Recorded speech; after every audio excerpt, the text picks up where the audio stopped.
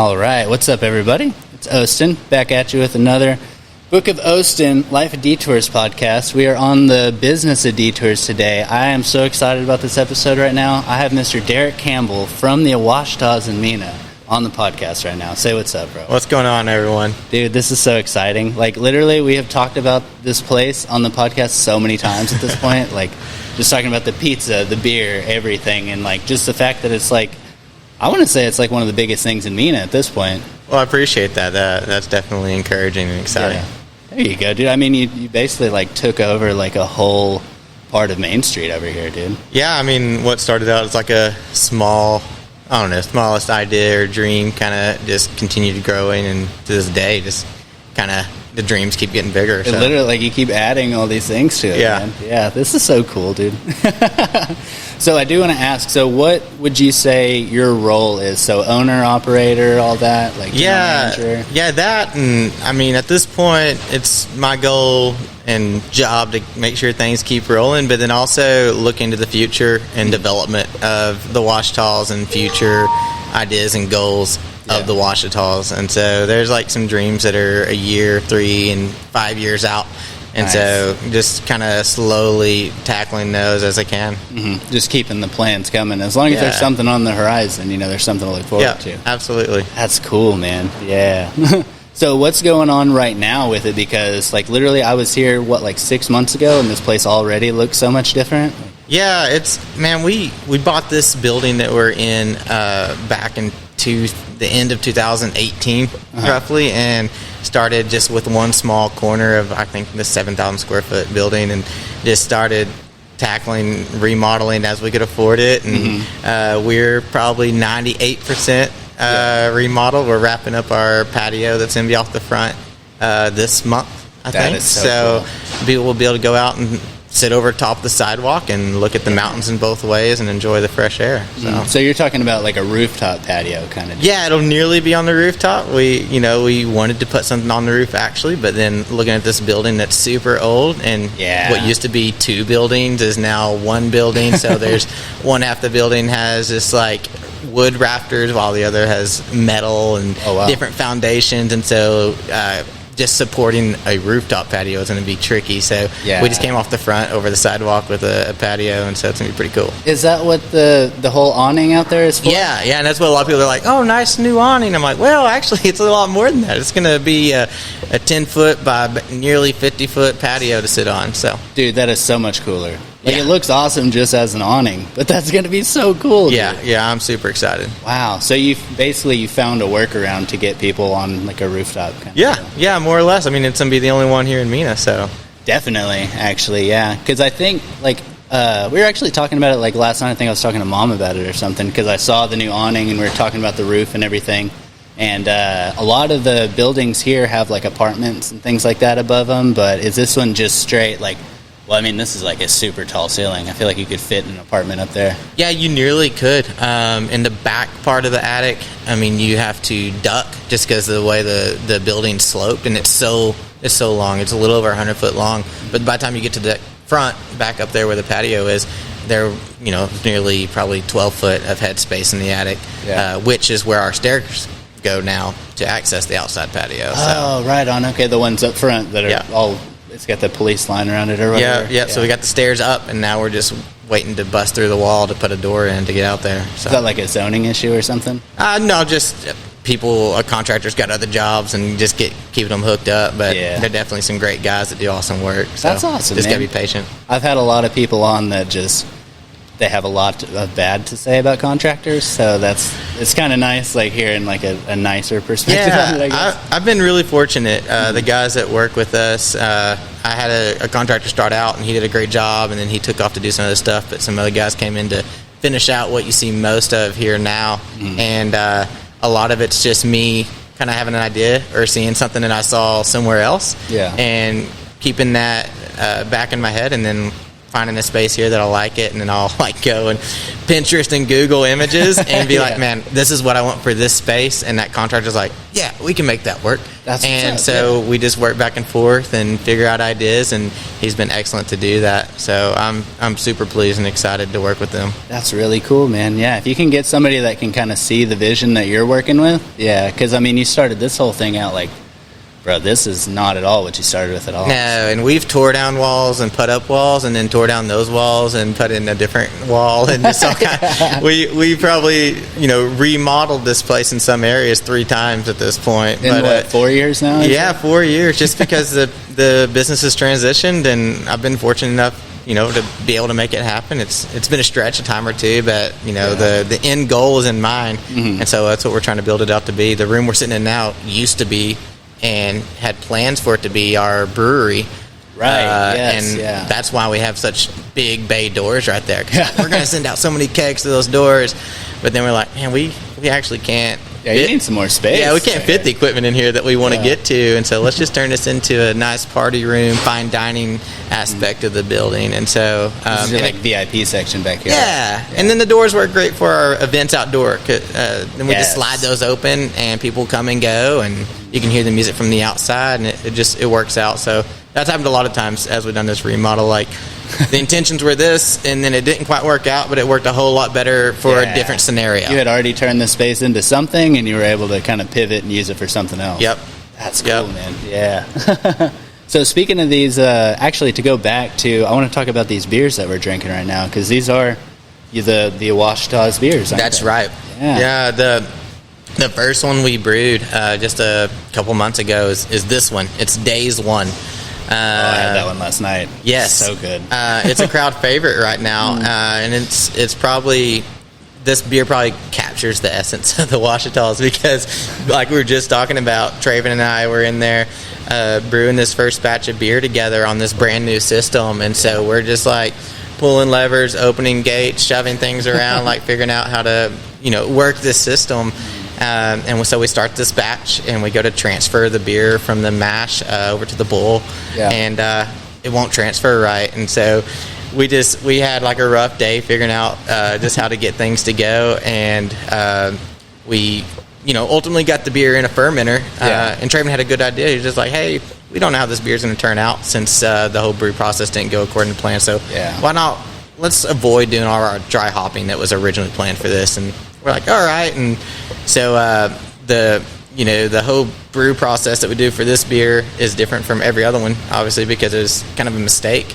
But it turned out to be a phenomenal beer. Just a happy accident. Yeah, and we recently we're dipping our toes into distribution, and it's our distributor's favorite beer. And so it's just, we call it Days 1 because it happened on day 1, and it came out super hazy, and so it just got stuck with that name, and it may end up just being one of our beers to just carry on for the end of time. So do you guys use that like little hiccup that you had in the brewing process now? Yeah, I mean, the vast majority of it, the biggest thing. A little smoother, though, probably. Yeah, because in that transfer process, we were trying to rush it and get it out of the mash and over to the other one quickly, because if anyone knows anything about Traven, the guy doesn't have a lot of patience. So he has no patience. Let's just move it over. Let's get it going. And so, but that didn't work, and we ended up having like a big rest time. But after some research, we found out, that rest time probably wasn't one of the biggest influences on this, but there are like some other aspects that we did to get that out of that mash kettle over there. And so we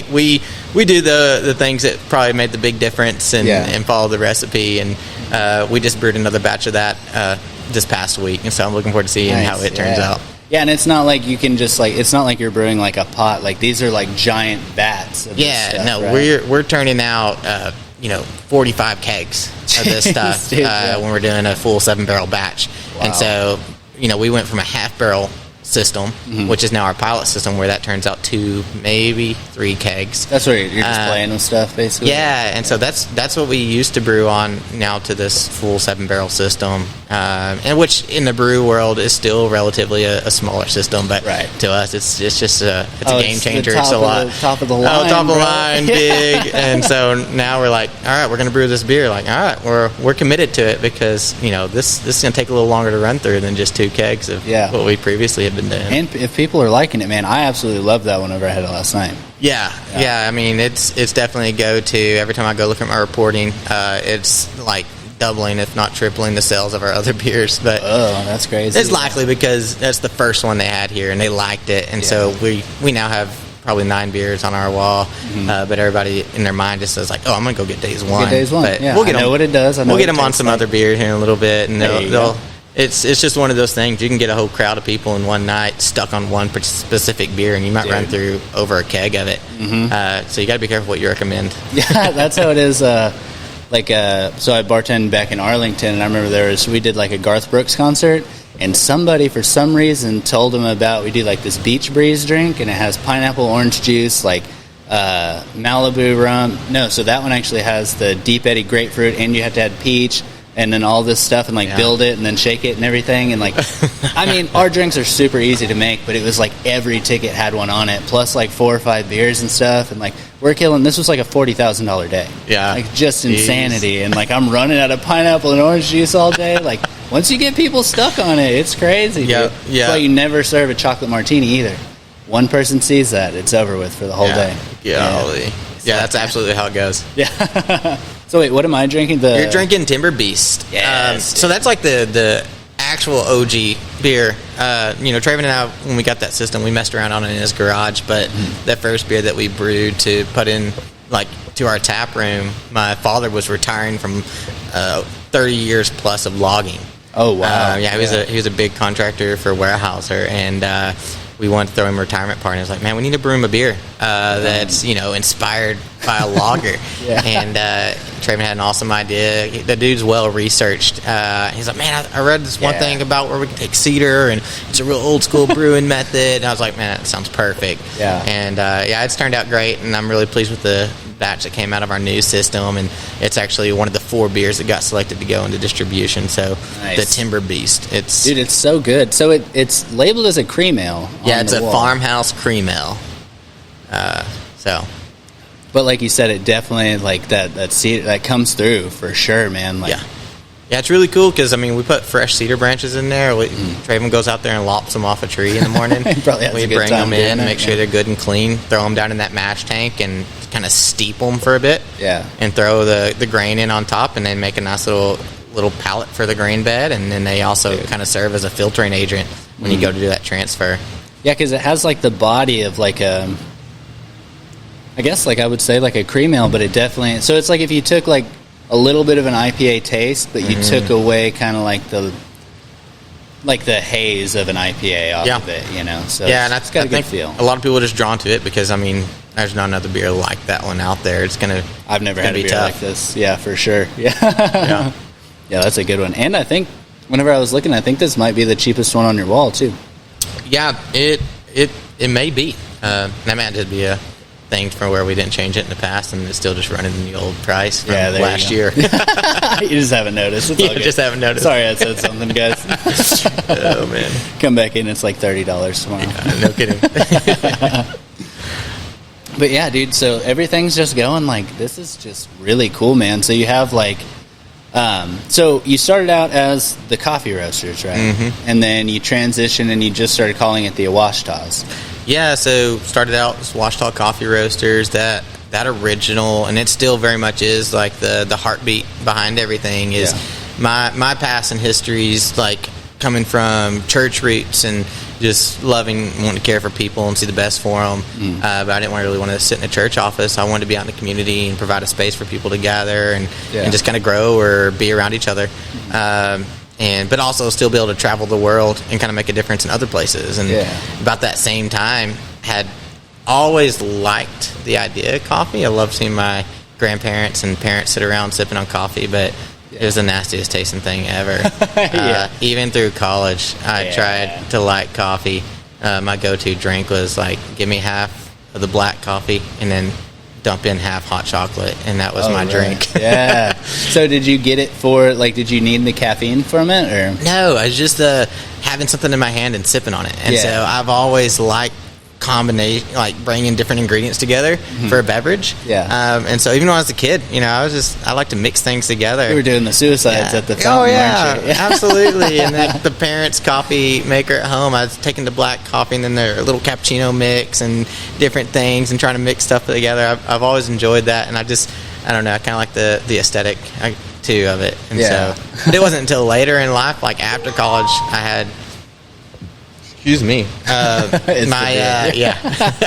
had just a pour over from a specialty coffee shop, and it was just black coffee, and I was like, "Whoa, this is delicious. Good coffee. This is actually good." And then my mind was like, "Well, why?" Yeah. And fell off into a deep hole of research of coffee, and then kind of that's a whole world right there, dude. Oh, I've only gone like shin deep in it, and there's so much more to it. But from there, kind of developed the idea of, man, it'd be really cool to have a coffee shop, have a coffee roaster, and then one day be able to start traveling to the different countries that we source all that coffee from, directly import it, then go back to those same farms and care and love on that community with my family, staff, community. So I was like, man, how do we do that? And so just took small steps, just leased a space in this building and put a roaster in it and an espresso machine and started. And wait, what was here before?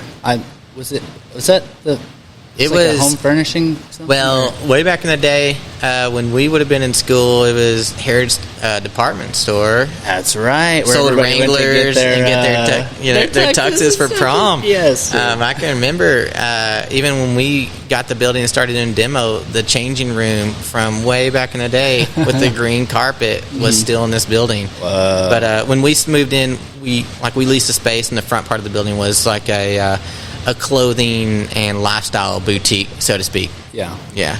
Closet 821 is what it was. Oh, I do remember that. Yeah. It seems like there's been a lot of like little things coming in. There have been a couple that have like made themselves staples. So at this point, like there's a place across the street, that little boutique has been here for a while. Yep. I don't come here enough to like really know the names. I know there's another little shop. It's called Dazed and something. There's a where it's like a little breakfast spot around the way. Yes, it's up the street. Gosh, now that you're we should know the name.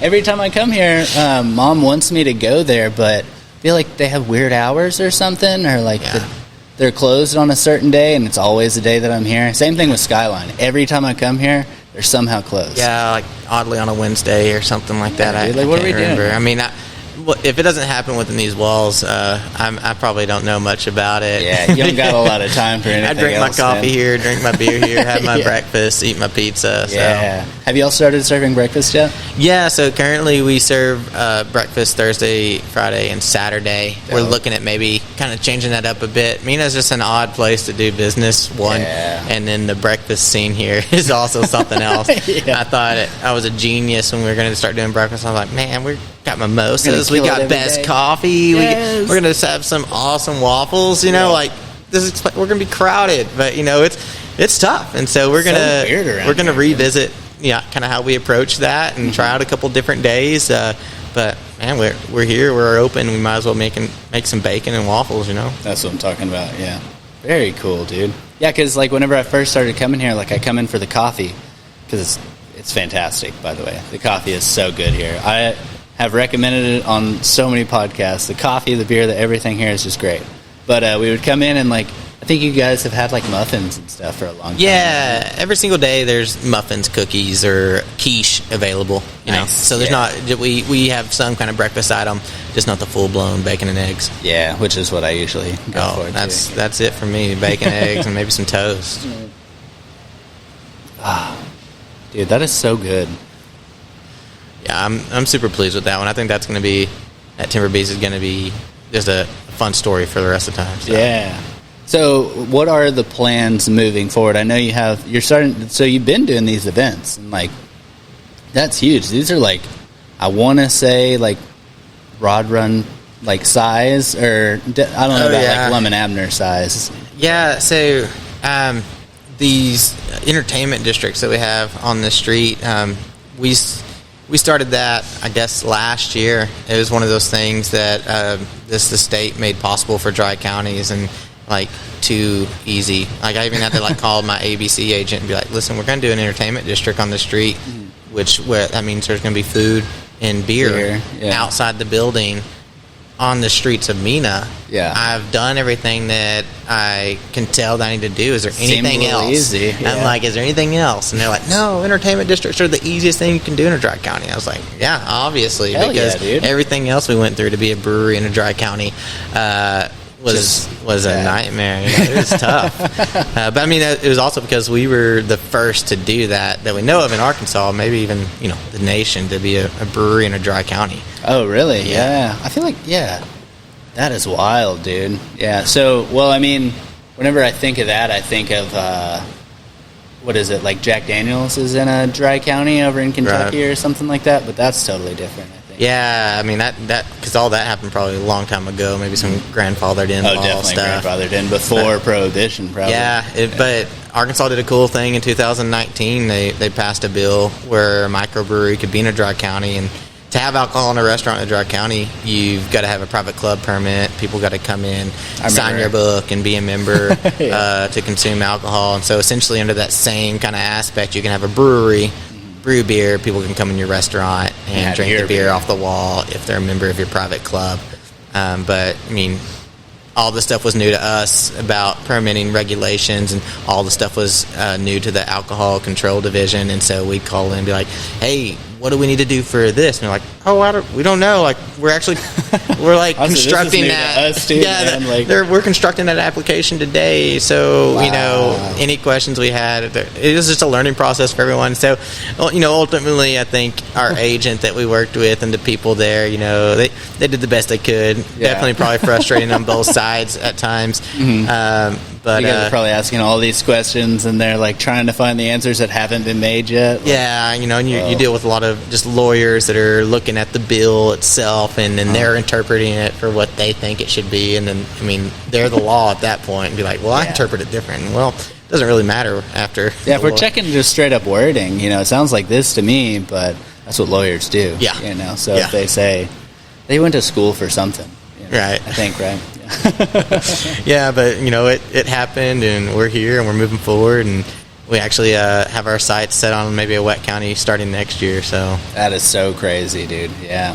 I was talking to Rachel up there, and she was talking about so I guess she's never really done like full service industry, but she was talking about like just getting ready to like make mixed drinks and stuff like that, and like that's something that would come with that, right? Yeah, and so the sky would be the limits for that once that goes on the ballot in November, and we'll vote on it. And I don't know everything that occurs once that passes. I'm assuming it will. Yeah. But then we got to re-permit, and so depending on what kind of permit we get, as opposed to maybe being just a brewery or having mixed drinks, but it's definitely a possibility. Yeah. But it's just gonna be different for us. Like we can't advertise we're a brewery. We can't have it on our sign that we're a brewery. Oh, right. Yeah. We can exist. We can't tell anybody that we exist, right? Like you were saying, like with the patio, you can't have people see alcohol from the street, right? Yeah, I had to spend all kinds of money just on my front windows because that 50-foot span, people walking by on the sidewalk, they could look in and see a glass of beer, heaven forbid.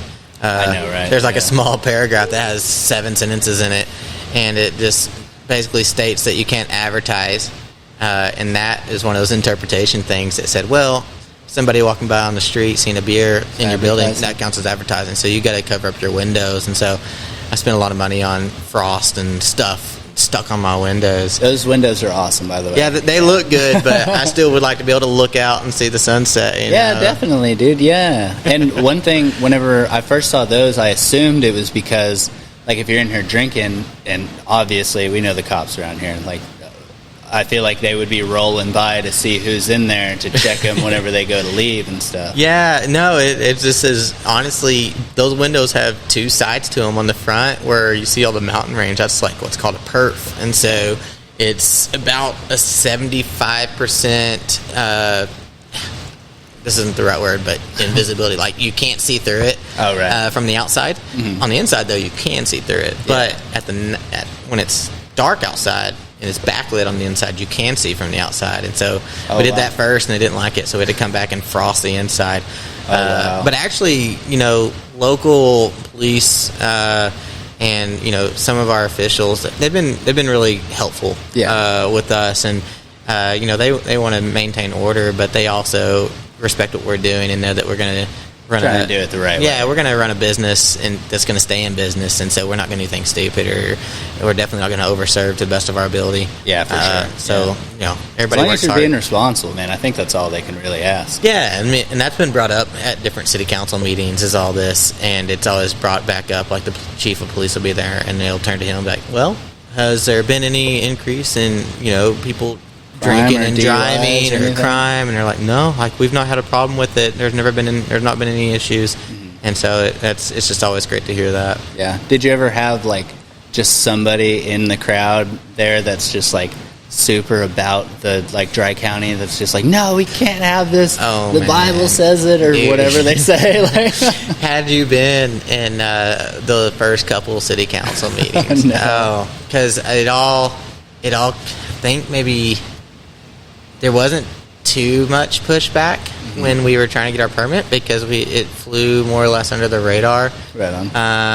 But at least one of those, when we were trying to get our permit, I got a heads up. They're like, hey, Derek, just so you know, they're organizing the people that are against this, and so you might want to make a few phone calls. What, and are they like making get some like supporters picket there signs and shit? Well, everything, short of that, like it was, your city council meetings, maybe not including the people that are up there in the chairs making the decisions, there might be 10 people in the room. Oh, but really? that night, there's about 50. Like, every chair was full. It was standing room only in that room, and then there was like another 10 or 15 people standing outside that room that couldn't get in just because they were there they didn't even know what they were against, apart from being against alcohol. They didn't know exactly who I was, what I was doing. They'd never been in my building. Mm-hmm. They didn't understand just the kind of the thought and theory behind it. And so, they're there, and it became pretty obvious to all the city council members of, these guys are just anti-alcohol. It's a blind hate. And, I try to explain, like, listen, we offer this, and this, and you know what complements that? Like, awesome beer and wine. Yeah. And we want to add that to our menu. Our business isn't beer and wine. Mm-hmm. It's just part of what we do. Yeah. And, ultimately it worked out. And so, but there's definitely been those people there that's like, man, I worked in prisons and I talked to all the guys and they attribute the crimes and everything they did to alcohol and all those problems. And another guy would get up and be like, I was an alcoholic, yada, yada, yada.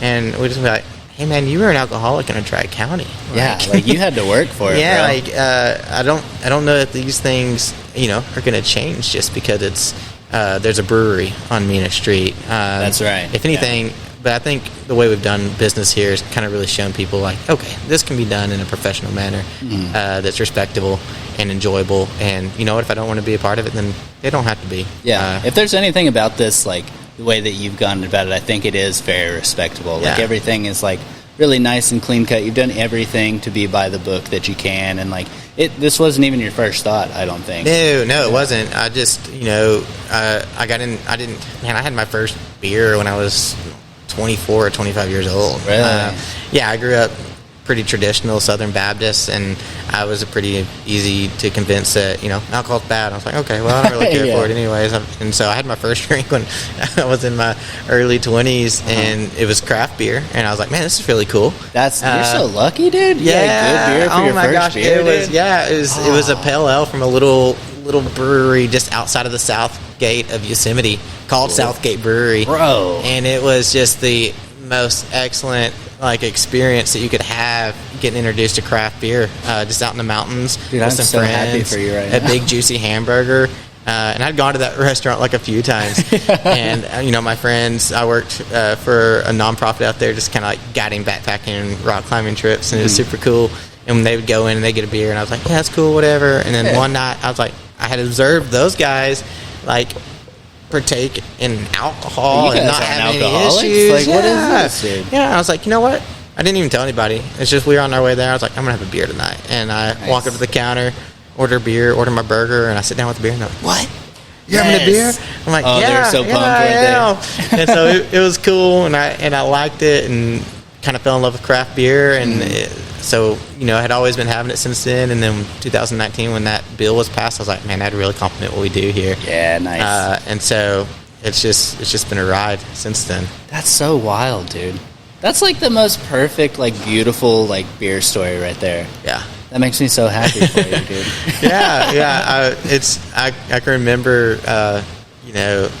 having had, about 4 experiences going to that brewery, and coming home for Christmas and still like feeling like some guilt about it. Being in the airport, Googling like, what's an IPA? Okay, what is it? What's an India Pellet? What does that stand for? What makes it this? And like feeling bad. Started doing the research. Like I'm in the airport, like looking on my shoulder, like my parents gonna see me like, Googling what's a pale ale, like Oh no, so guilty. But we've grown, myself and my family a lot since then, so it's a real healthy thing now. That's awesome, man. Yeah, absolutely. And these districts that you brought up, they've been super cool, and I think healthy for our community, because there's just not a lot that happens here for folks except for the, maybe the fireworks show, 4th of July, and then Lum and Abner and Rod Run, so those are fun things. But, we've been able to offer a thing where on the street there's live music and there's tables and there's food vendors, and so we'll have anywhere between 400 to 700 people out on the street, or and oh my god, that sounds so awesome, dude. And kids running around, people laughing, having a good time, the community coming together, seeing people they haven't seen in a while. You can just really tell the community's hungry for that kind of stuff, because when we do have those, which at most there's 6 a year at this point, which this is our 2nd year of it. They show up, and it's been really cool. And last year the Ouachaitas held a few, and this year the Chamber of Commerce has put on a handful. Oh wow. October 1st coming up next weekend. There's Jeep Jam, so it's like the Jeep version of Rod Run. That one's gonna be so cool. It's gonna be excellent. I'm pretty stoked about it. We always get like a little stressed out about entertainment districts, because just of course they're like so much. I think your first one was nuts. Wasn't it? The first 3 were nuts, and we did the first 2 or 3 as 2-day districts, and I don't know what we were thinking. Like, we would do Friday, Saturday, everything on the first day. Oh gosh, and man, after that first district was over, I was sick, just because. Just exhaustion and heat and stress leading up to it. I was like out for about a week after it, just because it was rough. Yeah, but everybody had a lot of fun, and I'll always remember because Traven and I, at the end of the last night, I was pretty sick, and we still had some district hours left to where beer could be on the street, and it's just he and I, and we sat there on the stage and looked at where there were hundreds of people and just had a beer, and I was like, man, this is a good memory. Yes, dude, that's and I was like choking that beer down because my throat was sore, and I was just sick, but I was like, I'm gonna drink a beer on the street. I'm gonna enjoy this while I can. Oh, that's awesome. Did you think there were gonna be more when you did that one? Yeah, we're just like, I hope it gets better, but I mean, nobody's had ever done that, even ourselves, anybody that worked for us, so we didn't know what to expect. And so all of our staff, they're like, what do we do? I'm like, I don't know, like here's a set of like theories we have, and here's how we're going to try to like get food to people and figure out where they are. And so that first year we learned a lot, and now most of my staff knows what's going on. That's what's up. And so it's still a lot of work, but there is like a few hours where I get to kind of like stand there and just kind of observe and partake in it, and I'm really appreciative of that, because I turn over my shoulder and I look, and the rest of the staff's running around working, and I'm like, I appreciate that. I get to sit here and enjoy from the very beginning you've been so hands-on with this business. Oh yeah, I mean the first 10 months, 90% of serving coffee and everything that's going on was me behind the counter. And it took, I had a little bit of help, and then, a few months after that, maybe hired our first person and started slowly growing the team. And but I mean, that's just what I always heard it took to run a business. I knew nothing about restaurants or any of this stuff. I'm a sports and recreational ministry major. So just loved coffee, and I always use the illustration of, I just feel like I'm surfing a giant, it started out kind of small wave, and that wave just continuously gets bigger, and I just gotta like learn to ride that thing. To this day, it took another swell just this week. So oh wow, okay, dude. So you got bit by this thing, man, and now you're just trying to ride it out. Absolutely. That's so cool, man. All right, dope. So I think we should go ahead and take a break. I'm gonna go use the restroom and stuff, and then we'll hop back on here in just a second. We'll take it back a little bit. Absolutely. Sounds good. Nice. All right, bye, guys.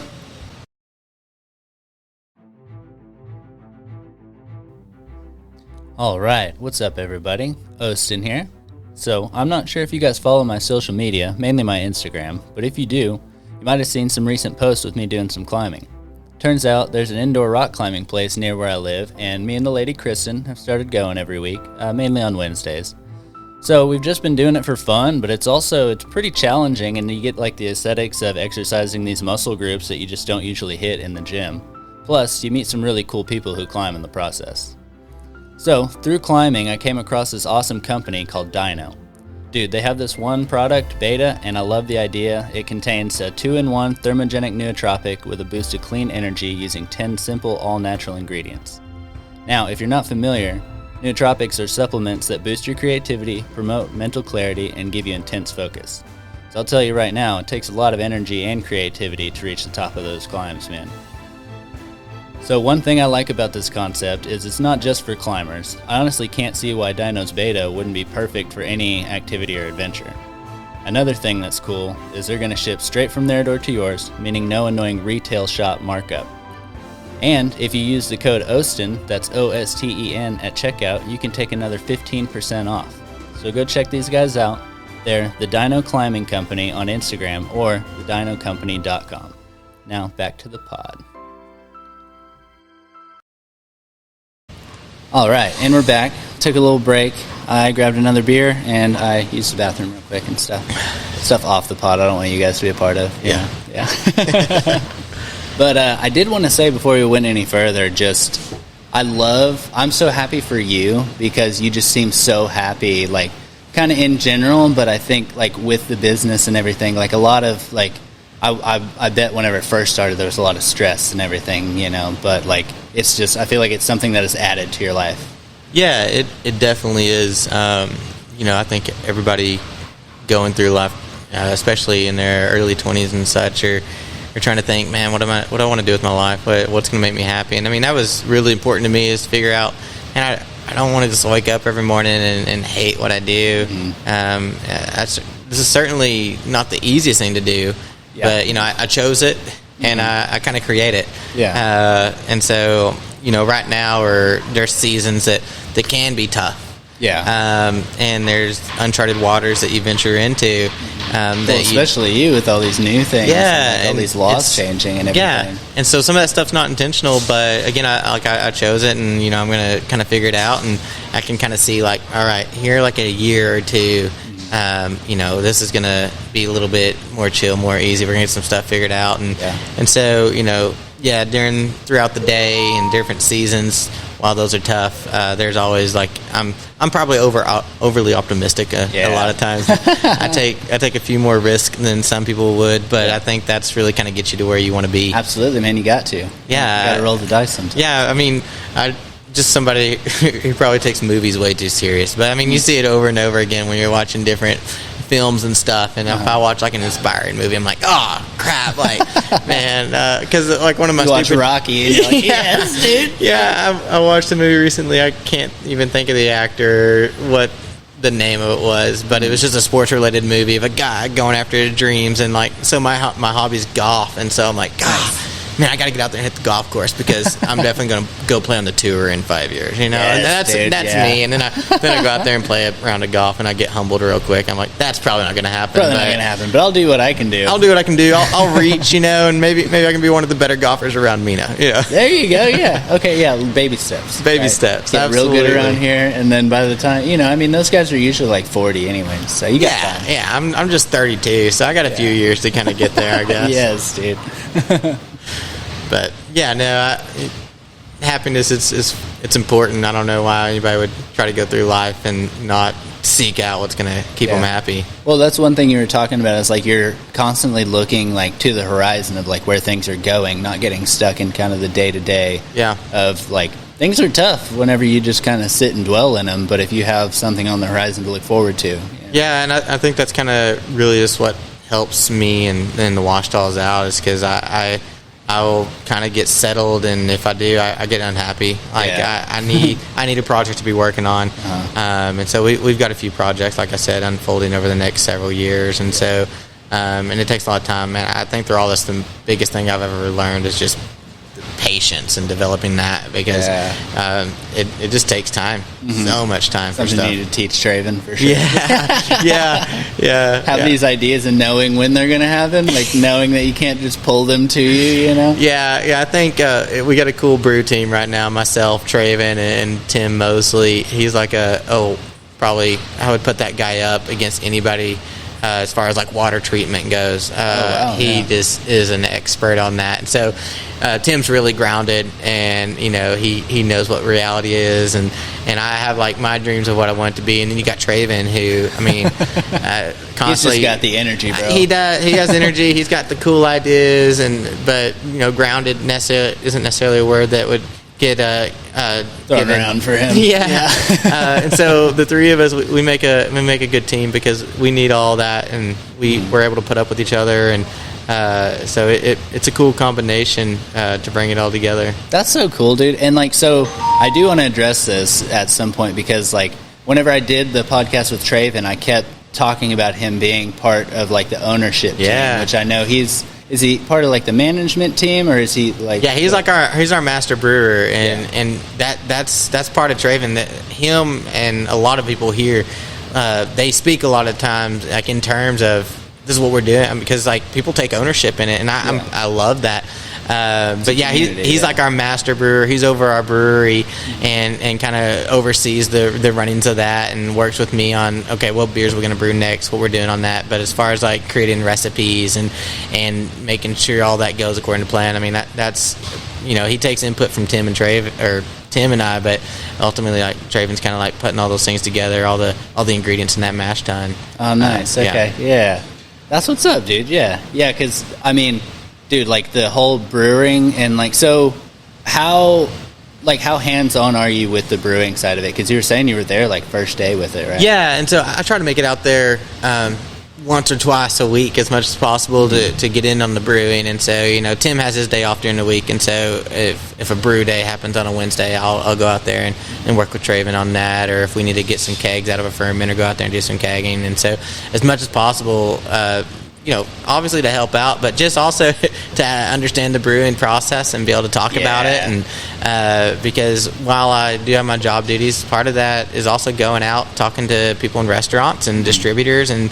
being able to say, man, here's what this beer is. This is what you can expect out of it, and here's what you should be excited about. And this is what here's we the did. story behind it. Yeah. And so I don't put near the hours that Tim and Traven do at that brewery, but I love going out there. It's definitely a change of scenery, and probably nice and quiet over there. Yeah. I mean, other than the machinery. Yeah, course, and and Traven's nice. He's like, here, you want to throw the hops into the bowl? I'm like, hell yeah, I want to brew some beer. And so they're good, and it's a fun ordeal. I like to try to have my hands in a little bit of everything. I need to see that place again, dude, because I saw it whenever they were starting to put in some of the vats, I guess, and it's like a whole little warehouse that you guys got. And it's gorgeous. Yeah, I mean, just like anything we try to do, it's beautiful. We wanted it to be a showroom for our beer. Nice.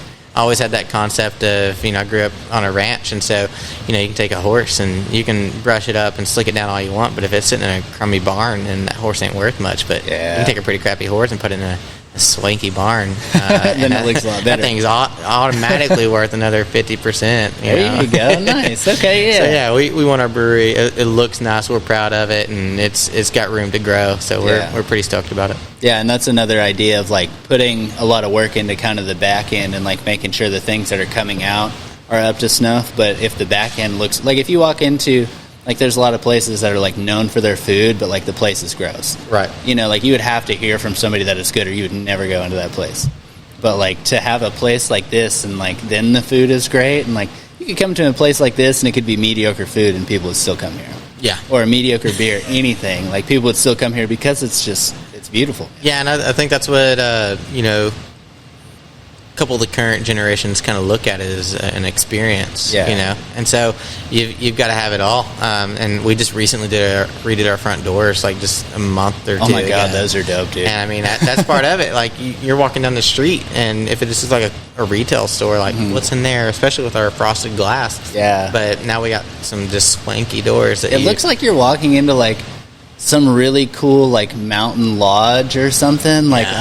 And that's just an example of me Googling big wooden restaurant doors and like just scrolling through images, be like, boom, that's what I want, and printed it off. Like, I want these. And I didn't print it off. I just sent a link via text message to my contractor. I was like, can you do this? He's like, yeah, you bet. Goes back to having that good contractor that work with you on and these visions, it turns out great. And so, every bit of that experience, walking through the doors, being greeted as soon as possible, and having a good experience, like you're saying, I mean, if somebody comes in and they like who they talk to, and the menu look nice and they're comfortable, that pizza, it could be a little bit not what it should be, but they're likely going to forget about that just because their overall experience was But then killer. you guys go ahead and just smash the pizza out of the park, dude. Yeah. Oh my gosh, dude. So one thing I've been noticing, like, as I'm getting older, I'm getting like slowly more like lactose intolerant, I want to say.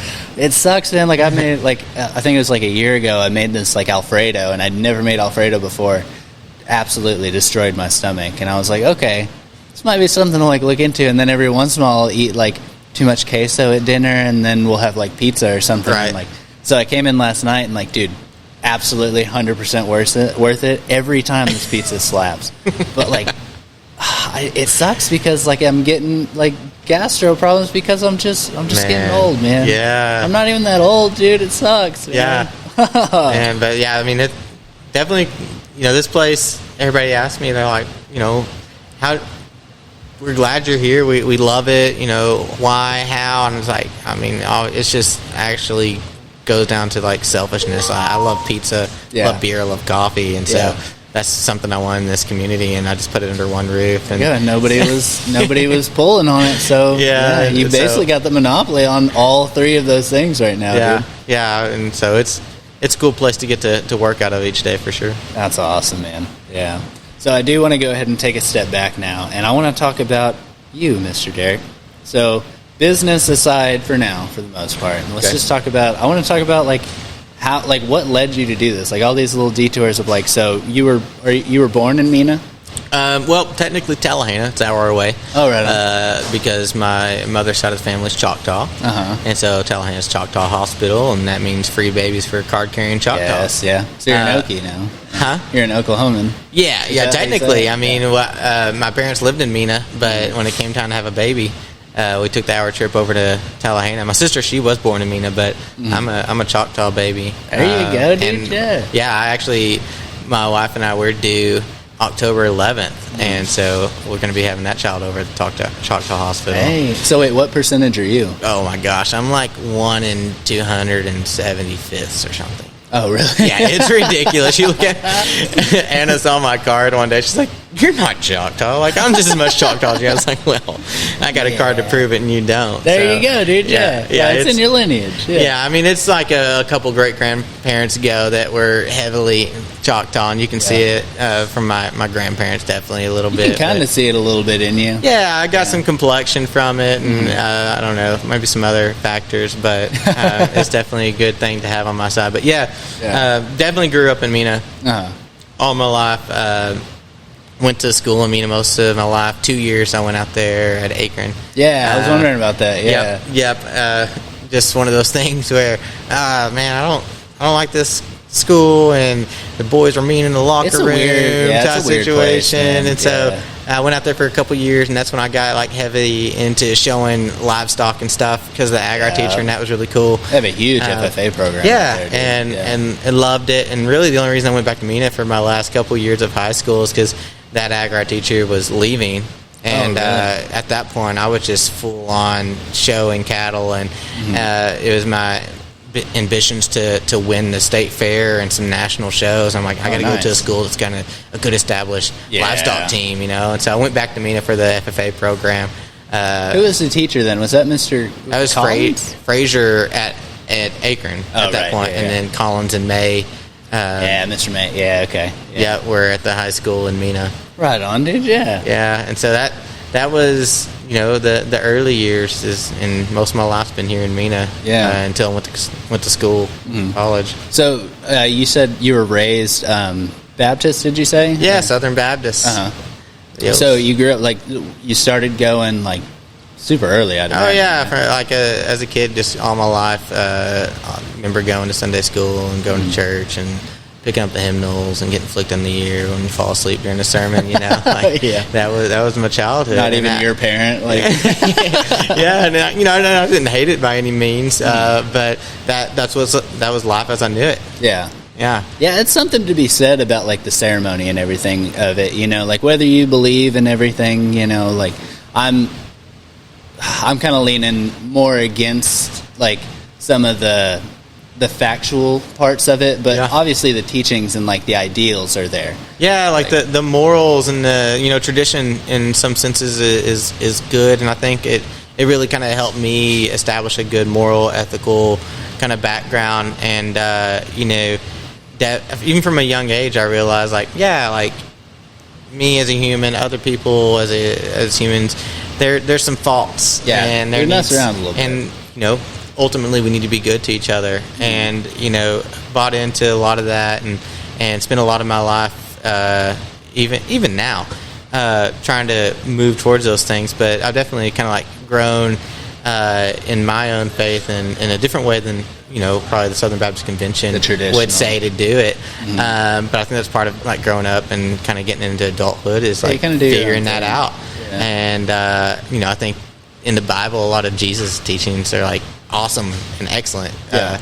But do I look at the Bible now the same way I did back when I was in college? Whenever they were telling you, and you're like, this is exactly what's right. Yeah, I look at it a little different, but I think there's definitely still, like, a lot of good things to take away and a lot of good practice to live your life by. Yeah. But absolute truth, that's a hard one to, especially because, I mean, this is a totally different society and things that we're living in. Oh, yeah, absolutely. Like, trying to adapt these teachings to the society that we live in it's a weird one. Oh, yeah, for sure. I mean, not to go ultra spiritual in a beer podcast, but Detours, bro. I mean, it's just part of life, and just in the last 5 years, I've just changed and grown tremendously. I think I've probably seen the most growth and change in my life in the last 5 years than the rest of it. Yeah, because when I was 18. I was like, all right, cool. I'm called to ministry, and I want to be very missional in my life, and I want to go overseas to all these different countries, and I want to tell these people about Jesus, and I want to make their life as good as mine. Every kind of some 18-year-olds thoughts process, and so that's why it's an 18-year-old in that situation. That sounds like the exact. And so that's why I went to Ouachita Baptist University, and kind of started going down that path. And is that in Searcy? Arkadelphia. Oh, right, okay, yeah, over there across the street from Henderson. Yeah. And I had a great experience there, and loved it, and didn't really ever, like, specialize in anything until I was a couple years in. And outdoors, backpacking, rock climbing, all that's been huge for me. And so at that point in my life, I was like, I want to be outdoors, and I want to be telling people about Jesus. Yeah. And so I ended up double majoring in sports and recreation and ministry. And then by my senior year, they actually finalized one degree plan that was sports recreational ministry. Whoa! And so I was like the first to graduate with that degree. Whoa, that's cool, dude. Yeah, it was cool, and I love every bit of my experience while I was there. And then right out of college, got offered a job in California, working for that backpacking and rock climbing nonprofit, and it was Christian based, and it was really cool. Like, we got to go out in the woods and backpack for a couple of weeks and be like, man, look at this creation, isn't that awesome? And just kind of like, really more so focused on spiritual formation and just people kind of like growing up and learning about themselves more than anything. Well, I mean, because at that point you're still kind of growing and learning and everything. So. And it was really cool to, like, observe people after a week in the wilderness without sometimes not even touching a trail, just kind of like bushwhacking, getting your water from an alpine lake. Nice. Their eyes start to open up like, man, this world is so much bigger than me. Nature so much is bigger metal, than my dude. life. And then they start asking questions, and it's, it's like, I don't have all the answers, but let's figure out, like, what's going on in your life and what you can take away from this experience to kind of, like, better yourself and the people around you. And it was just a super cool experience. Dude, that sounds like so much better than church, dude. Yeah, and that's exactly where I wanted to be. I didn't want to be inside walls, staring at a pulpit. I wanted to be out experiencing life and doing it with other people. Yeah. And just kind of see the realization that people, you could just see it on their face sometimes, because there's sometimes in those expeditions where we would send people out and be like, all right, here's your 40-foot area, and you're going to spend 2 days here alone. Oh, wow. And we're going to bring you water, and we're going to bring you some food. But apart from that, you just have your journal, your sleeping bag, and your pillow, and reflect. What? And yeah, they're called solos. And that is awesome. Yeah, dude. and so, I mean, I think that's something that people need to practice. Did you do any of those? Oh yeah, absolutely. Yeah. I had to if I was going to be leading a course or co-leading a course that that we were practicing. So you those. found yourself a little bit, huh? Yeah, I mean, because that's when I was just out of college.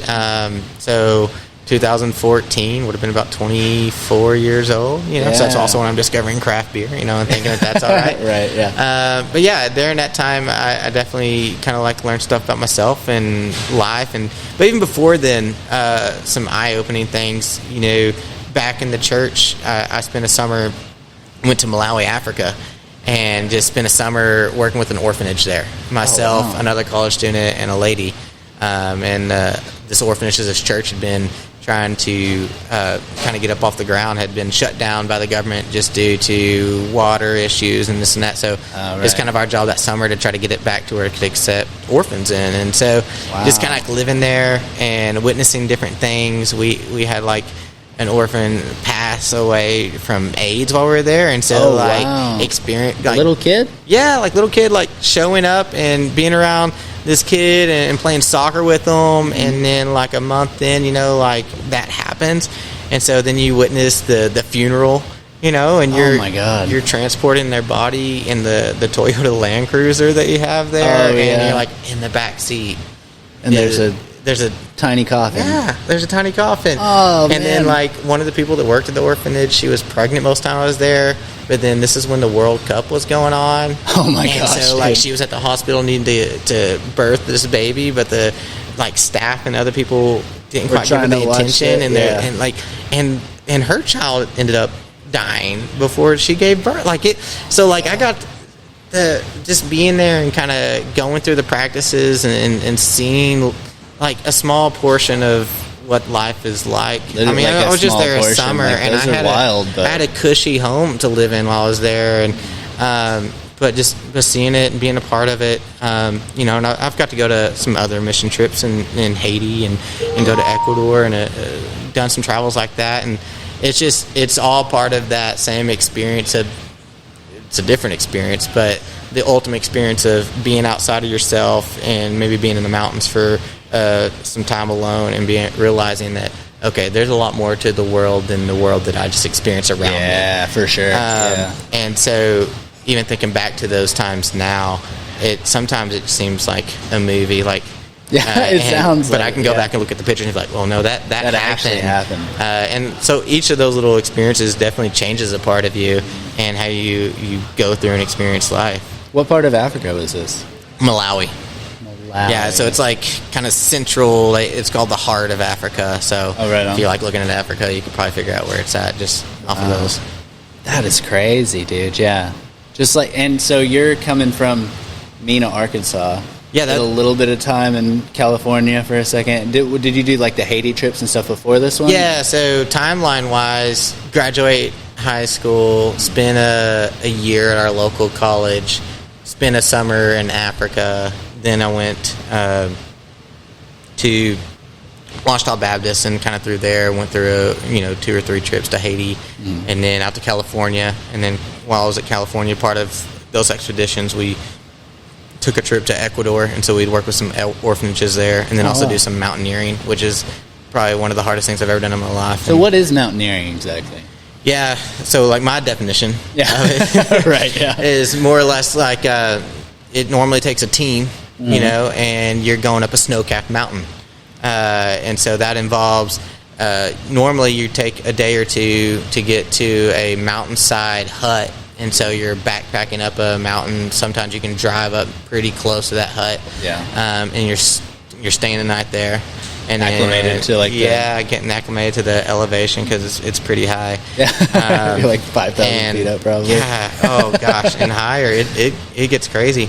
But then you're waking up at midnight to start your trek because you gotta do your hike when everything's still nice and cold and frozen, because you want to avoid those avalanche conditions. Oh my gosh. Yeah, and so you start that hike, because you're tossing these picks in there. Oh yeah, so like the first hour hours you're hiking up with your pack, and you got all your crampons and ice picks in your backpack, and then you stop and put your crampons on, and you get on your rope team, that way if one person falls, the rest of everybody else can catch you. But part of that also is like half a day of like learning what to do if someone falls or if you fall.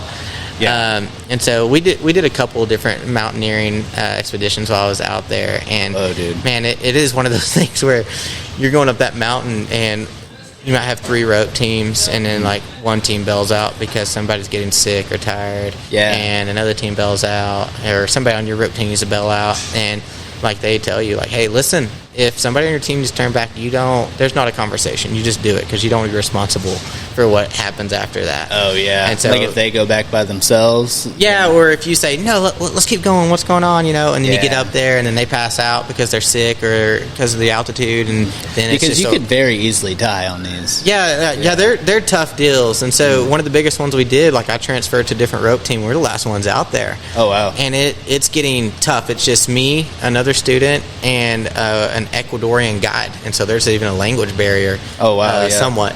And so we're going up, just the 3 of us, and it's one of those things of just telling yourself one more step, because it's step, and then replace your axe. Step, replace your axe, and you're doing that. You're getting like 2 or 3 feet out of every one. You're doing this for hours, and I mean we're probably less than 1,000 feet from the top, man, and we're about to cross like just an ice bridge, and it's getting real, and it was one of those situations though, like nobody had summited on our whole trip to Ecuador, and we're about to do it, but the other dude on our team's like, I don't want to keep going, and I was just like, man, why? Like we're right there, we're there, and he's like, I just don't want to, and like so in my mind I'm just like, gosh, I really want to, but I'm like, I remember what they told me. You can't talk.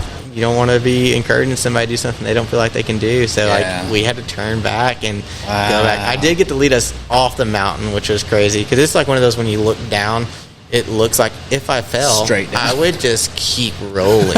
You're not catching anything. It was insane. So like you're going down, you're just like planting your heels first all the way down. And and morning's like coming at this point. And it was beautiful and it was cool, but honestly, I could be talked into doing it again, but it's not something I'm going to seek out. That was tough. It was hard. I don't like cold weather. Like you don't really feel like eating. I was able to eat Snicker bars. That's like the only thing I could force myself to eat, but it took me probably about 4 years to eat another Snickers, because you got over it, dude. Yeah, during that experience, this I probably this represents like near death. Yeah, and I had like 6 Snickers that day just to put fuel in my body. I was like, I don't need another Snickers bar. I needed some sugar and a little bit of protein. Yeah, that's all I had. But yeah, that was definitely probably one of the more physical, demanding things I've ever had to do in my life. That's crazy. That How kind high of stuff. Up did you get? You're about 1,000 from the top.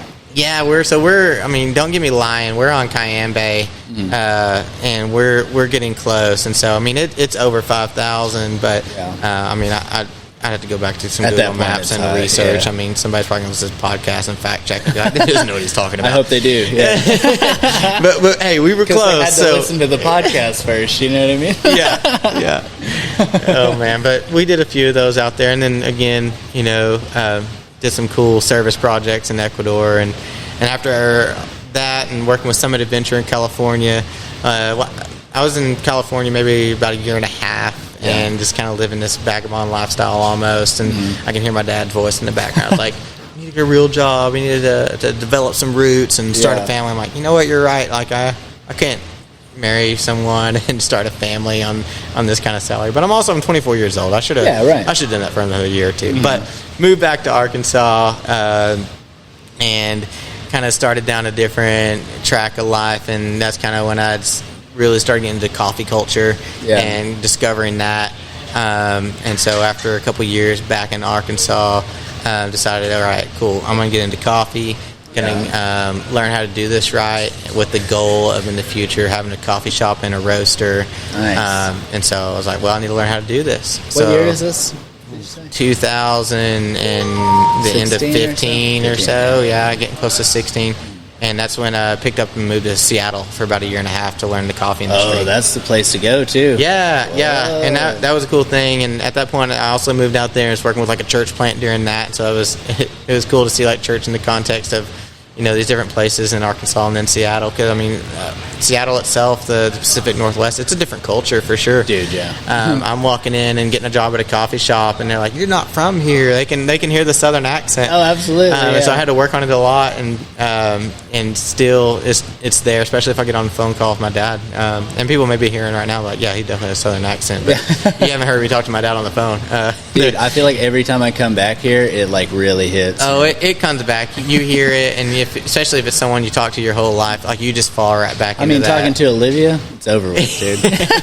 Yeah. And so living out in Seattle, worked a really great job with a coffee shop with a really cool roaster. Learned a lot about coffee then until it was time to come back, and came back to Arkansas and did a couple things, and just one thing led to another until we got into leasing the space here and bought a machine to roast coffee on, and bought an espresso machine and started rolling. That's what I'm talking about, dude. Everything started with a micro loan. I went to banks and nobody would, kind of fund this. Like, you own a coffee shop in Mena? Yeah, they're like, we don't know what this is going to look like. We don't have anything to compare it to. You don't have anything to secure that loan. I'm like, you're right, I don't, but it's going to work. And I found a macro lender out of Harrison, Arkansas, and called Forge. So shout out to Forge. They gave me a $45,000 loan, and we got rolling. And I spent it all by opening day. No doubt.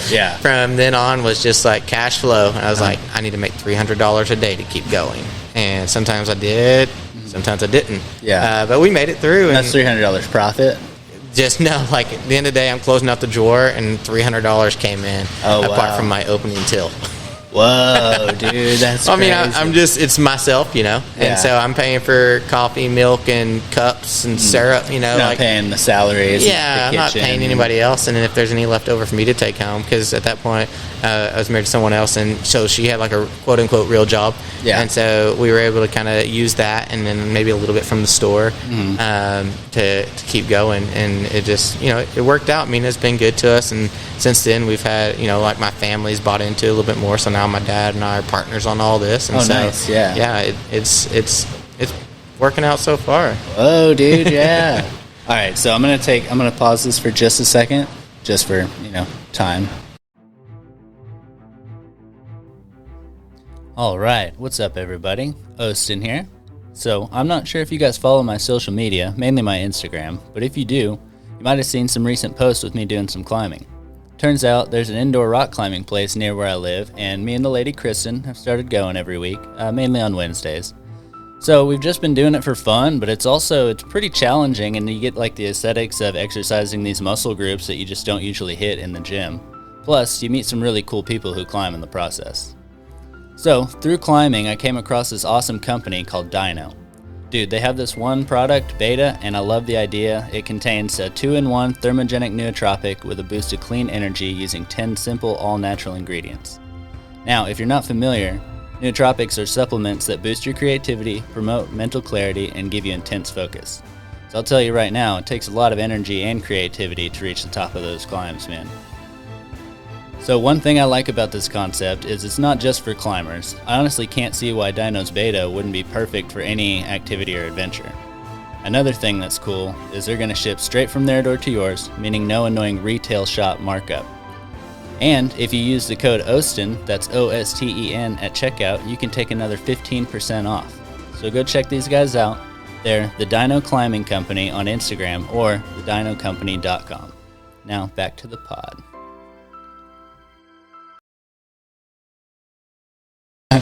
I'm complimenting him on this Shebeen. Shebeen, that's right. It's an Irish red ale. Somebody was saying? Yeah. It looks like Shebeen, but I've been told by my marketing team to call it Shebeen because that's the proper way to say it. Oh, red ale. Okay, yeah. But yeah, it's an Irish red ale.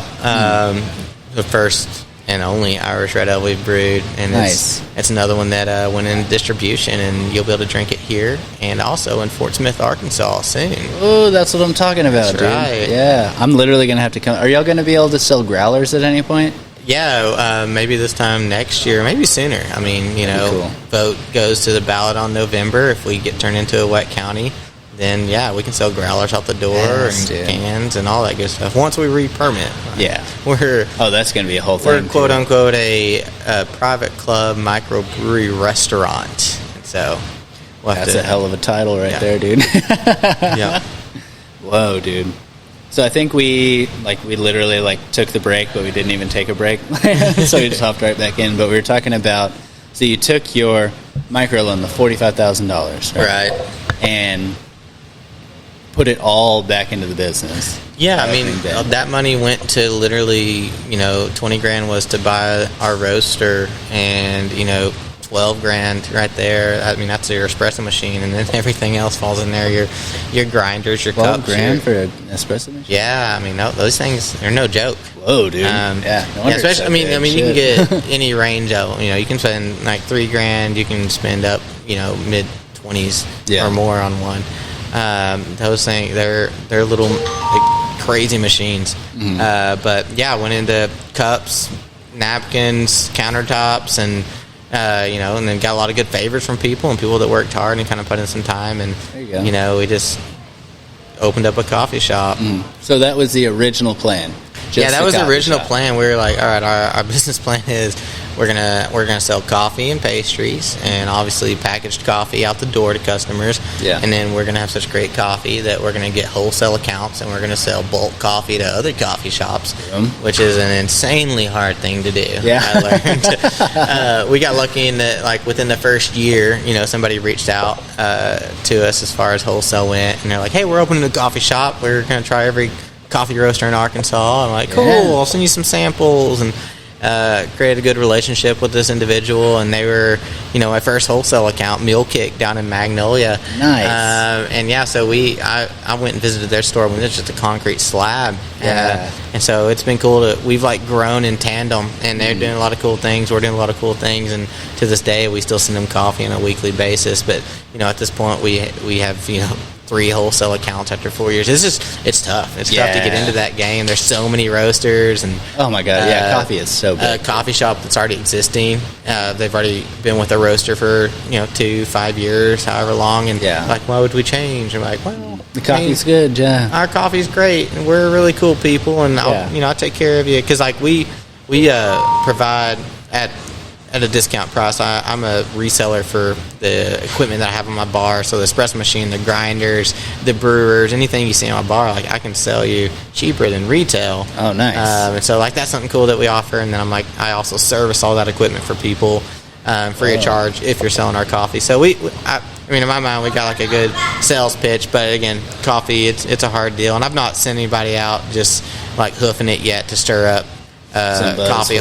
We've just been busy with everything else, but that was the original plan: sell coffee to other people, and just watch that grow. And coffee, it's an interesting, it's just crazy. So where do you source this coffee from? I know you have a bunch of I think you have a Colombia out there, and was there an Ecuador one? Oh yeah. So Anthem Imports out of Kansas City. We discovered them back in the original days. I mean, there's a lot of different importers, and I mean, this is a family-owned business, and I start to say small family-owned business, but I mean, they're not that small. They're small compared to some other people, but these guys, they're super cool. I got a guy, and I'm texting back and forth on, hey, here's what I need, here's what I'm looking for, and he knows everything they got. He knows what's coming in. And at this point, we developed a good enough relationship to where he knows, okay, you're going to like this coffee, you're not going to like this coffee. And so it really kind of expedites the whole process. But right now, I mean, we have 2 different Ethiopians. One's a grade 3, one's a grade 1, just fantastic. What are these grades? Yeah, so specialty coffee is typically graded on a scale 1 to 5. Sometimes you'll see it similar to eggs or milk, A, AA, B, right similar to that. But 1 just being, this is the cream of the crop, the best source coffee that you can get, both, nice. The way that the farmers handle it, the kind of ethics that they have, the way they sort that coffee, the way they process that coffee, and then ultimately, how good that crop was, and what actually ends up in your cup, how delicious is that? I mean, that's one of the biggest factors in the grading of coffee.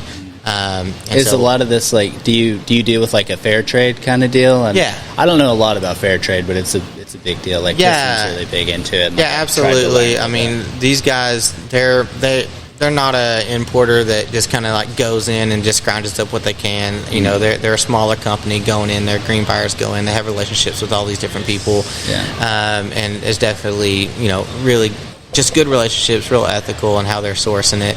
And some of these coffee terms, I always tell people it's a matter of opinion on a lot of this stuff, but like your organic labeled coffee on the shelves, a lot of times probably north of 80% of your coffee is organic. A lot of these farms, they don't have the money to go out and buy pesticides, chemicals, or whatever to treat that coffee. It's already organic, but it costs more money to get that coffee certified as organic, you know. So we don't deal with it as much as we used to. But used to, we'd be like, y'all got any organic coffee? And it's like, well, I mean, technically, yeah, but I feel like the more that I've looked into organic, and like Kristen could probably testify to this, is like the more you kind of look into it, like with certain things, like it doesn't really mean better, and like some of it, it only has to pass like one check mark off of a long list of things that would normally mean organic. Right? Yeah, for sure. Because we currently carry one,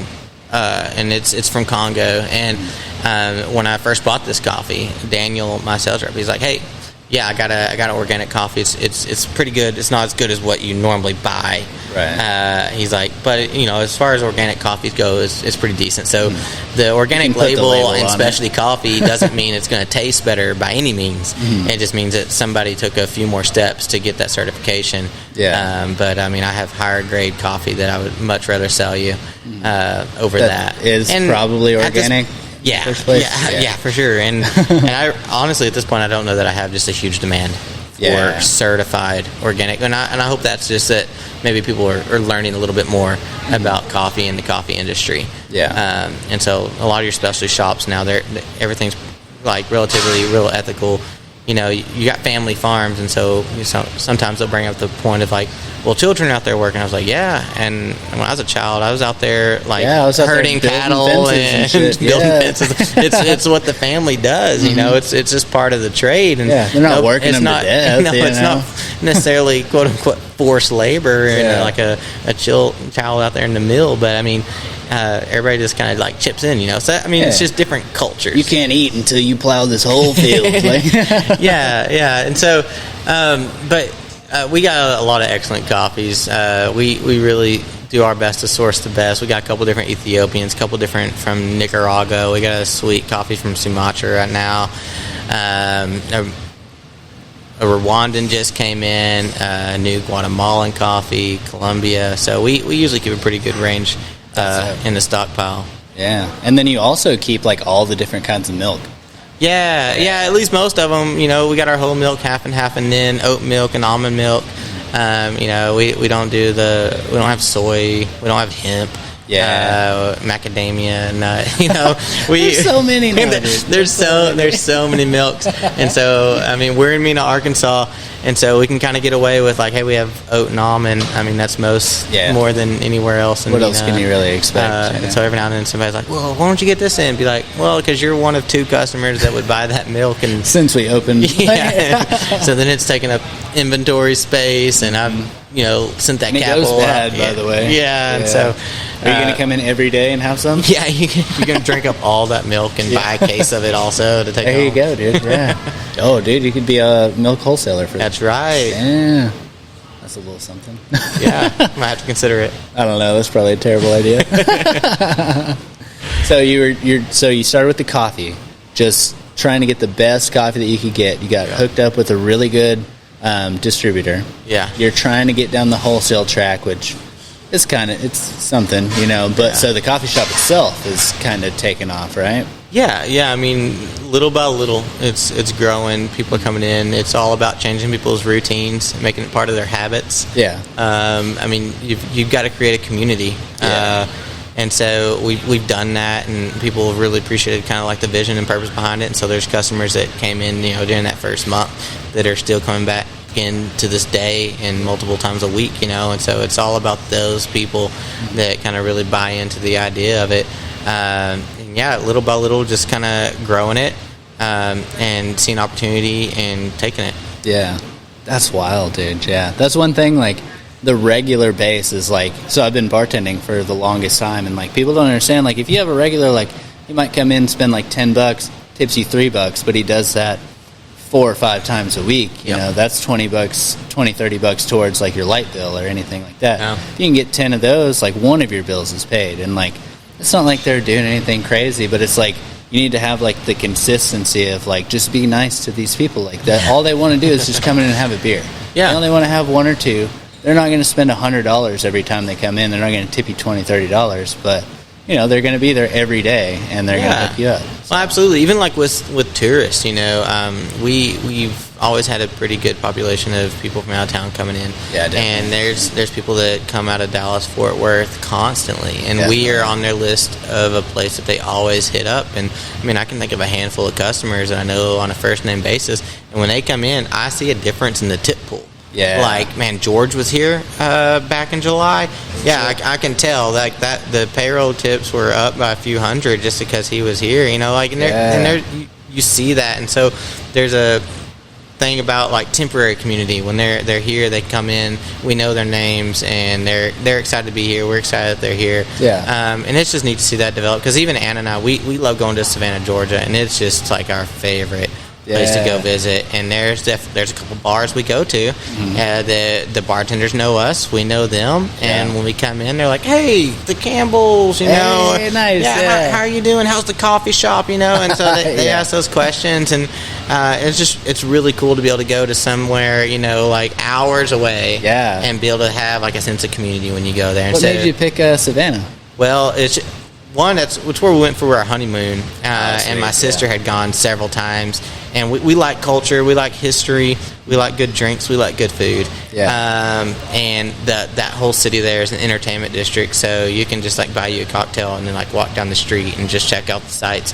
Dope. And it's just gorgeous and beautiful, and an endless amount of food to be had, and just cool tours, and just so much history there.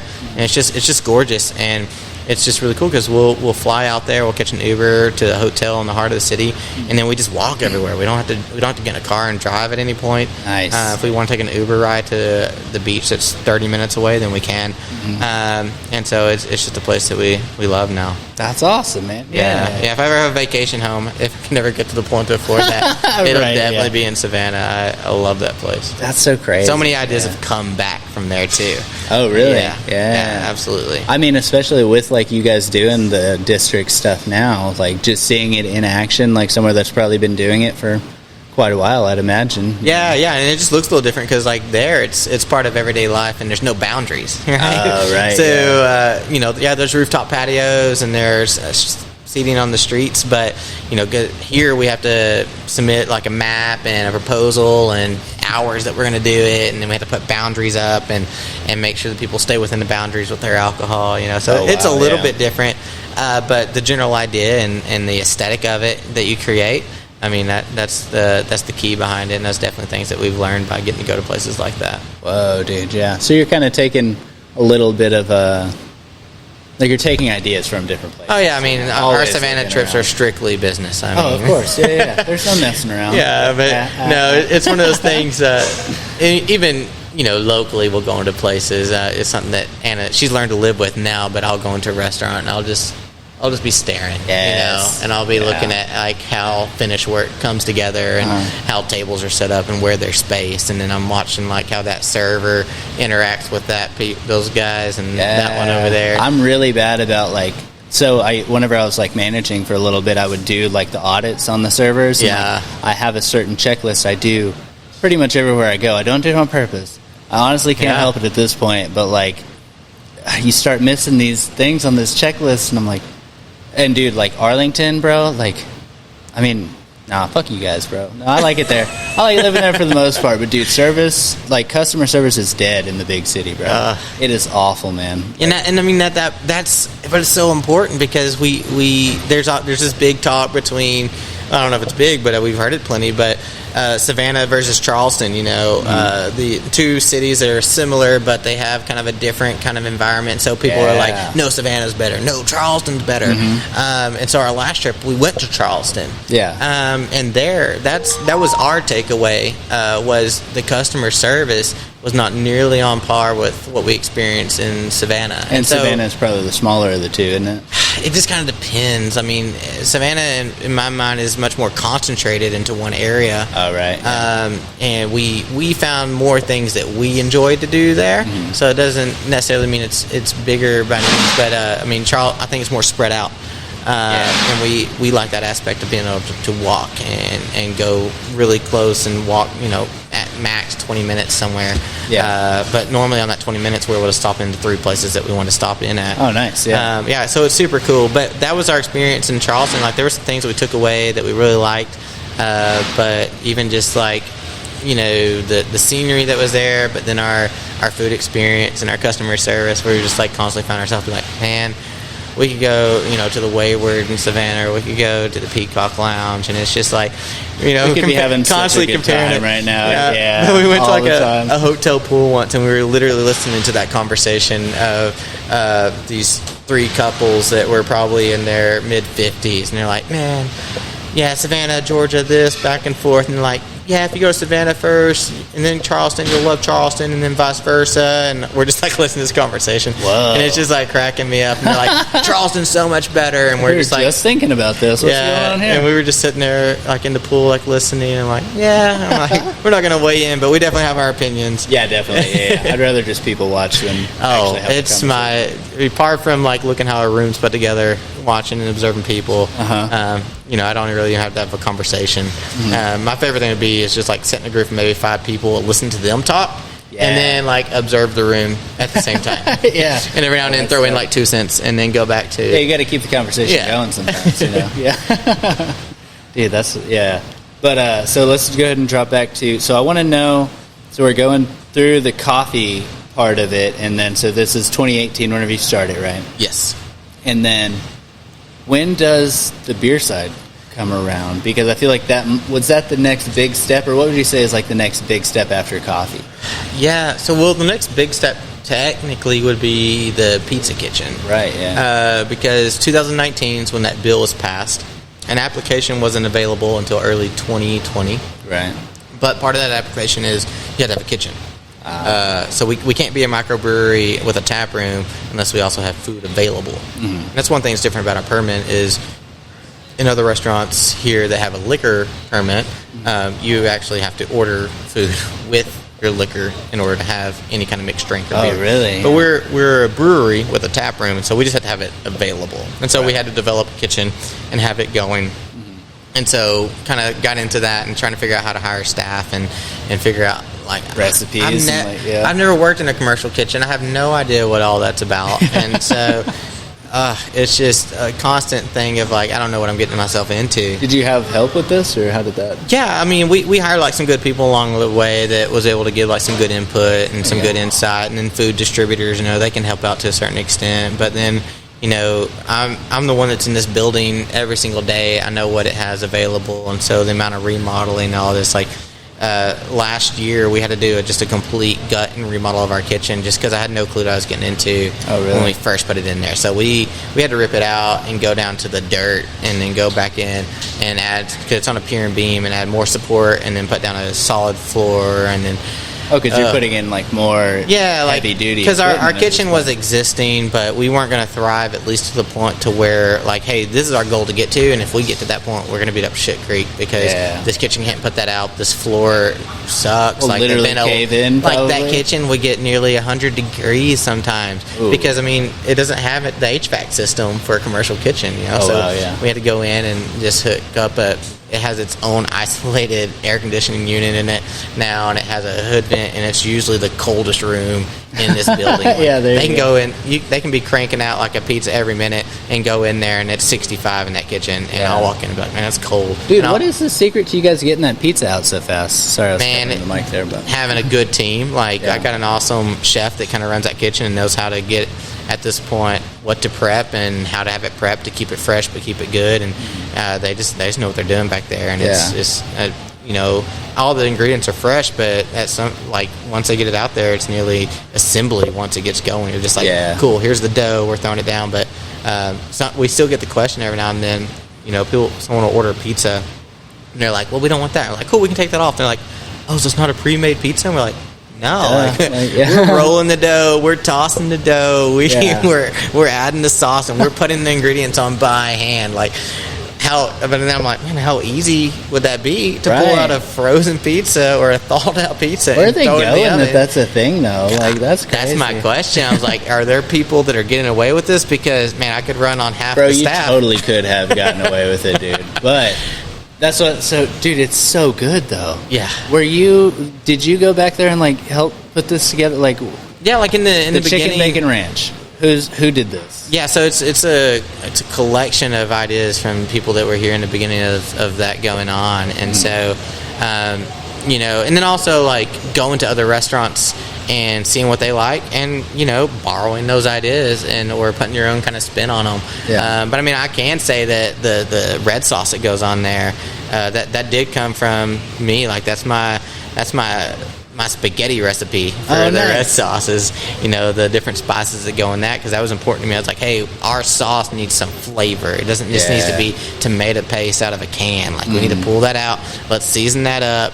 And I do take pride in saying, hey, it's probably like been altered a little bit, but the OG Ouachita red sauce, that was kind of like my inspired spaghetti sauce recipe. So, oh, dude, that's awesome! You got your little stamp on it, dude. Yeah, I got my stamp. Every now and then, there's definitely some things that peek up. They're like, yeah, that's still here from Derek's idea back 3 years ago, from the original. Now that you have all your hands and like all these different things, dude. Yeah, you're like, oh shit! And so that's mine. That one's mine. Yeah, and we had to get the kitchen going, and then the end of 2020 is when we legally brewed the first beer.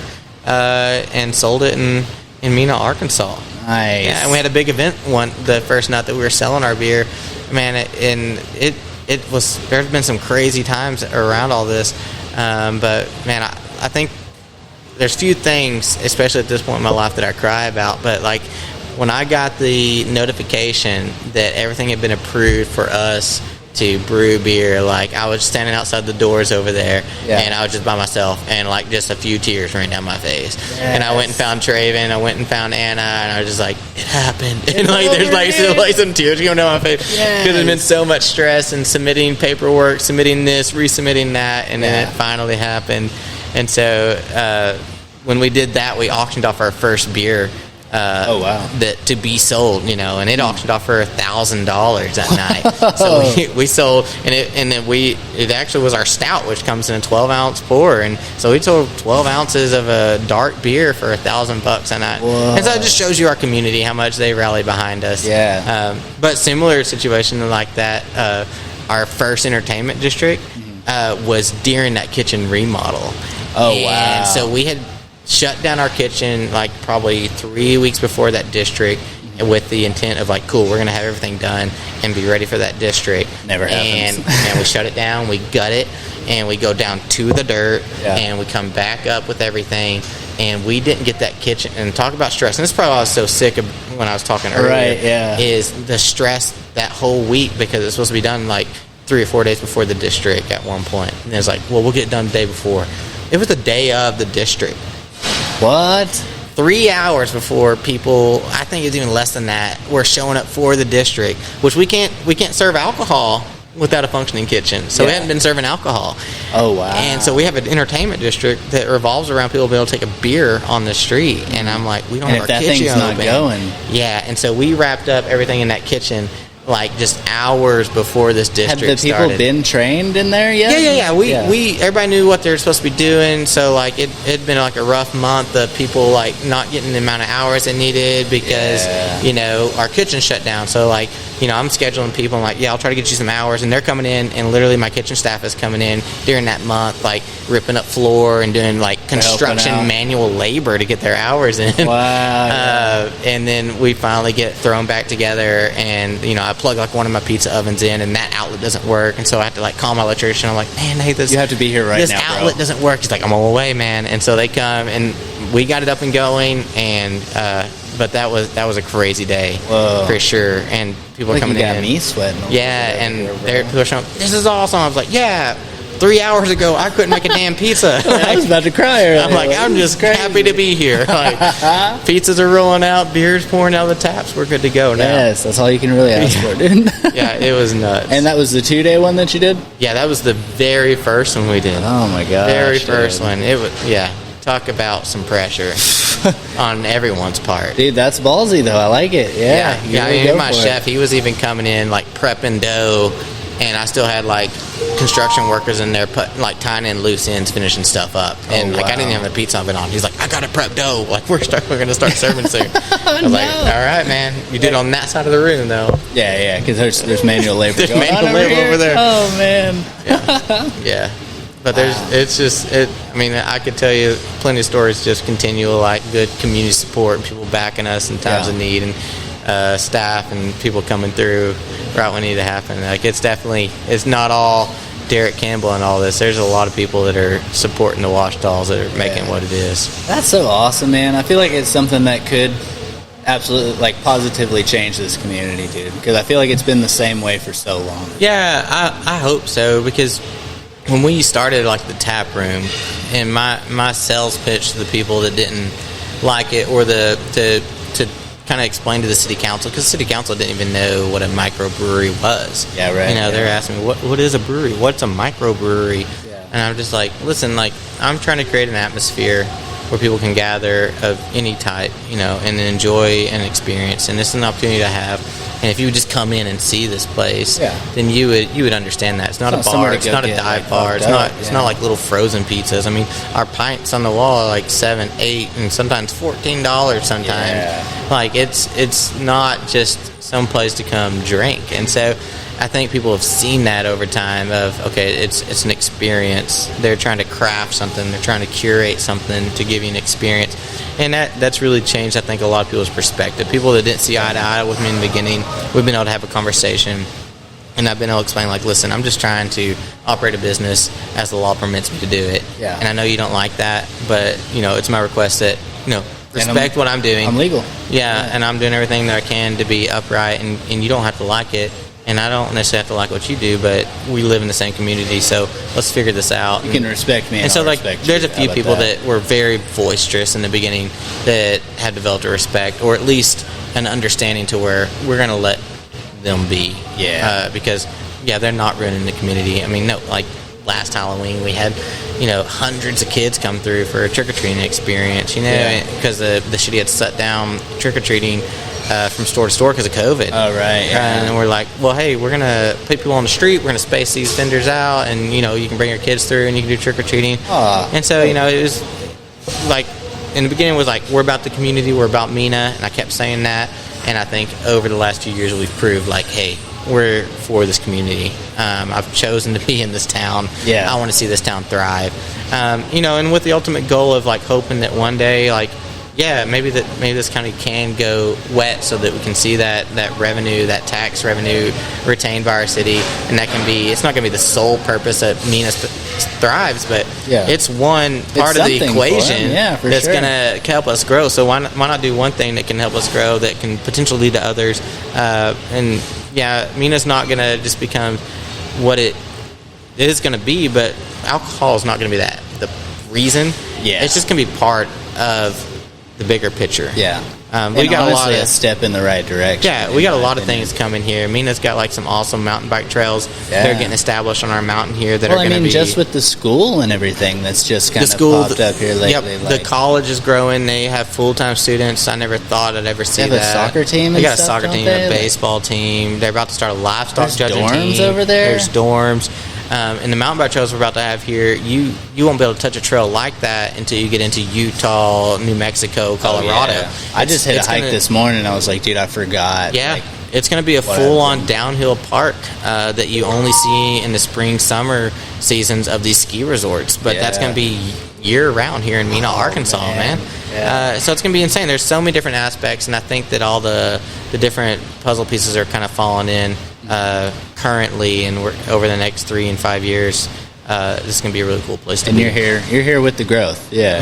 And I mean, it's still not just a landslide for us. I mean, we're fighting every day to stay in there because, I mean, Oh, for sure. we're still struggling within a dry county with all the regulations and Yeah. trying to support a staff and also trying to remodel and grow our business. It's tough. I mean, it's a small town business, you know, Yeah. and also like every person that works here. Yeah. You know their family. Yeah. All that. Like this. Absolutely. Is, And so, I have big hopes, but it's definitely going to take a lot of work, and it's still going to take a lot of staff buy-in and community involvement to get the Ouachaitas where it needs to be. Yeah. So, would you say you're happy with where it is, but you think there's a lot to come from it too, kind of deal? Yeah, I mean, it's kind of a mindset that I developed back in my early days of thinking that I might be a pastor. Like, I'm looking at these small town churches, and I'm like, man, there's not just like unless you're in a huge church, like just a youth pastor. That youth pastor is also some kind of administrator, and then also probably a worship football leader. coach or something. And he's got to too. like have 3 different roles to make a living. I'm like, okay, well, I need to take that concept to my business, and like, we can't just be a coffee roaster. Like, I learned that. Yeah. And I was like, I think there's a lot of potential. I think there's a lot of untapped things that we could get into. And I think this restaurant's awesome, but that the brewery and getting in distribution, that's going to help. And I think we have goals within the next 6 months, maybe 9. It could be 12 months. Who knows? Yeah. Like I said, I've learned to be patient. Yeah. We're going to have like a drive-through coffee bar on the other side of town, so that's going to be really cool. We're considering dabbling in vacation rentals, and within that, it's just a whole lot of things. Oh, yeah. And all these things can feed off each other, and ultimately, to reach that end goal of back to, I want to travel to South America and Africa, and I want to go to these countries, and even just more than me, take my family, take my staff, take my community, go witness the things that I got to witness at a young age, and be like, whoa, I thought this is what life is, but this is what life is. And so I want people to be able to experience that. And so, but it's going to take all these other ventures to kind of get all these things to come together. To come together it takes money to do things. Literally, if it comes down to it. And so in reality, I'm probably not the greatest business man. I don't have any training in that. I don't have schooling in that. And a lot of times when I think about these ideas, it's not my first thought of, okay, how much money can I make from this? Yeah. And maybe it should be. I mean, at some point, you do have to consider that. Yeah. Is it going to be viable? Is it going to be sustainable? Is it going to carry on? But my first thought is like, what's the reach? What's the impact? What's it going to do for my family, my community? And ultimately, like, what's it going to do to help us get to that ultimate goal that I had, back in 2018? I think that's better, bro. I think so, too. Yeah. I mean, we may fall flat on our faces, and we may do a podcast in a year from now and be like, man, I was wrong. To the Ouachaitas, bro. I tried, and I'm the laughingstock of Mena, Arkansas, but I tried. I had a good time, but now I'm living Dude, in a I really camper in don't a see back that. 40. Just like there's like a drive about it, and also like I don't know. Like I wish the people. Well, I mean, obviously the people on YouTube can see one corner of this beautiful thing that you've built here, and like this is probably the prettiest thing in Mena. If we're not talking about like obviously the mountain and like some of the old pristine homes and things like that. Like this is like of all the businesses in Mena, I'll say this is the prettiest for sure. And I appreciate that. And I mean, and again, I'll attribute it to just having the opportunity to get to go to places that are awesome atmospheres, that have cool design features, and just being able to put that back in memory and trying to figure out how to piece that in to the Ouachaitas. I mean, when I was a kid, worked with a horse trainer once, and I'll always remember this. We were like working on a horse once, and he's like, "Hey, Derek, you'll work with a lot of guys that work with horses. You'll work with a lot of different horses, and everybody will have some kind of input or some theory or some method that could better what you're doing. And you need to listen to all of them, but only a few will actually have some information you need to take away, and you need to see your life as a puzzle."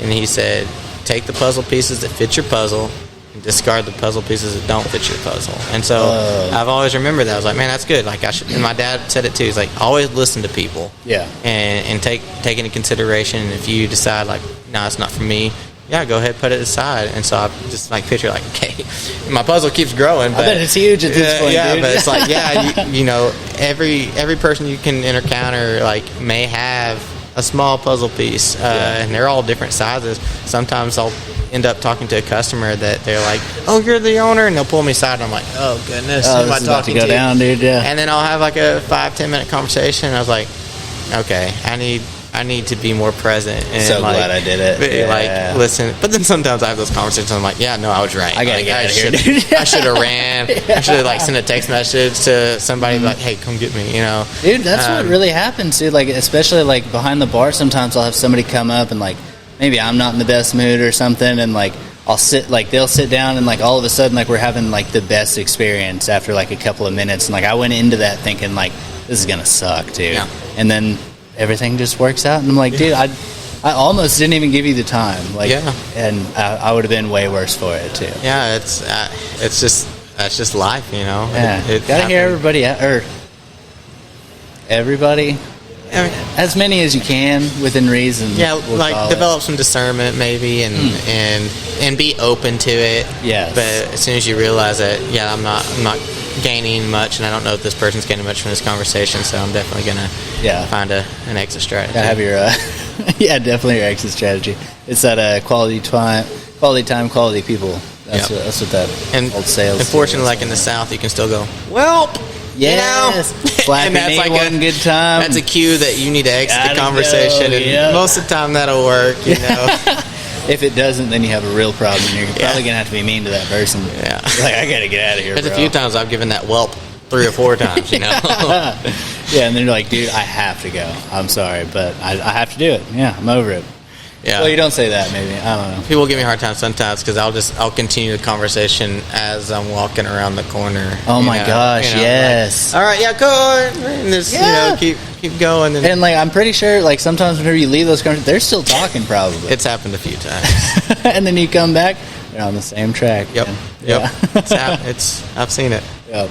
So what? I think so.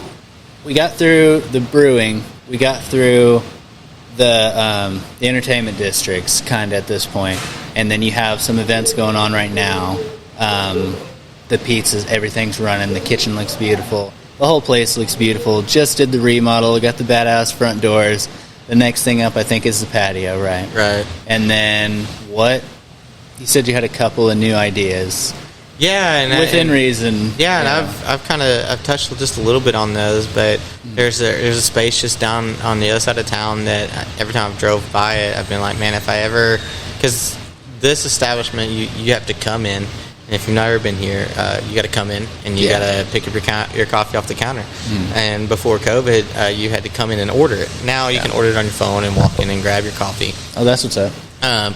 But people's just through always your like, online ordering, or online ordering. Yeah. And so people's always like, you need a drive-through, and I just want to be like, look around, like, where's the drive-through fit this building? Almost have it right here, but just not quite. Yeah, and also I'm like, that's not the intention of this place. The whole experience. The first intention is to develop community, like to force you to come have an interaction. You're having a tough day, like, hopefully you're going to walk in the doors and my staff's going to smile, welcome you, and they're going to better your day, and you can know that, so that's the intention here, is to have that kind of experience. But there is a place in town that every time I drove by, I was like, that would be the spot to have a drive-through. It's it's on the other side of town from me. It's on the way to the high school, it's on the way to the hospital, it's on the way to the factory. It's just it's a big intersection, and it just really works. Is it that spot, that little turnoff off of 71 where, was it Chicolo's or something was there for a little while? Or? Well, Chicolo's still up there on the hill. It's down the hill from that the property we're looking at. And so it's still, there's no, like, signed off fine print yet, but it's all a handshake deal, conversation at this point, with good intentions. I've already bought the espresso machines for it, so I'm kind of committed. Hopefully it goes through. And so we got that coming to where there'll be some minimal seating, like for 20 to 30 people on the inside, but the intention is that 90% of the revenue comes through the drive-through window, and so it'll be all of our great coffees plus a few quick breakfast items that can be ordered and then made and out the window in the time that you would expect it to be given out the window in a drive-through. That's awesome. And so I'm really excited about it. I've never worked in a coffee drive-through. I have like my assumptions of it. I have some theories in my head how I think it could work, but it'll be an all new experience. Like I know how to make coffee. I know how to make coffee fast, but that could be a whole different ballgame. So I'm really excited about it. There's blueprints for the building that I drew up, and it's been mocked up to scale, and it's looking pretty cool. So I'm excited about that. Whoa, I really think, coffee is an untapped potential for this business. We roast coffee one day a week. Wow. So we could roast coffee easily another 4, 5, 6 days a week. And that would cover 4, 5, 6 different... Oh, yeah. And so I want to roast more coffee. Yeah. Because that's the original love right there. Yeah. And so I think this drive-thru will give us the opportunity to do that. And if that goes well, then I think that version of the Ouachaitas is a good way to potentially tap into other communities that are small rural towns, that maybe couldn't house just a coffee house, but it could house like a drive-through coffee bar that does Pop one breakfast. up over in Hatfield. Cove, places like that, D Queen, Mount Ida, little areas Make the people that at Acre not have to drive up in here every day. Yeah, places that have good people that just need a few more options to be a part of their day. So we'll see how that goes, and we're looking forward to that, and I have some good expectations for it. And then we have some really cool property just up from here, just like 2 blocks. Oh, dude, the brewery? Well, no, closer than that. It used to be the old Stillwell School. My dad went to school there way back in the day, and then it was like apartments, and then it was a retirement home. So it's like right Stillwell there. Heights, right there. Yeah, Stillwell Heights. Yeah. And so, unfortunately, that building, when we looked at it, was just like unsalvageable. Probably condemned at this point. I was scared to walk through it, to be honest. I thought somebody was going to poke out of a corner and get me. Well, you know what they called that hill for a while? No, I don't actually. Oh, well, that was Pill Hill for a second. Pill Hill. Yeah. Well, that's exactly what I felt while I was up there. There you go. It could have made an award-winning horror film. The that way place it was super sketchy, dude. Yeah, it did have just this really scary stairwell down to a basement. You go down into this basement, and there's these walls to where literally out of horror film, coloring on the wall of some creatures that used to look kid friendly, but now they're just angry and scary. It was weird, but so we've demoed most of that property, and that's kind of where I mentioned earlier, we're dabbling the idea of some vacation rentals up there on top of that to kind of house the mountain bike culture and the ATV culture coming through, and then potentially having a really cool rooftop restaurant and bar up there. And so that's a dream still at this point, because that's a hell of an undertaking. It's a big undertaking, and there's a lot of capital that'd be involved in that. And so we got the property, we've got it mostly demoed now, and so we're just going to kind of sit. We're going to develop our coffee side of things, and we'll just kind of see what comes the next year or two. And so really excited about that. Something else, we just sent out this month our first kegs into distribution. And dude, I'm so excited about that. We're very pumped, because that's what's gonna really help us to the next level. Oh yeah. Because at this point, beer's only been served the last 2 years. It's been brewed by us in this building. Yeah. And it'll sell.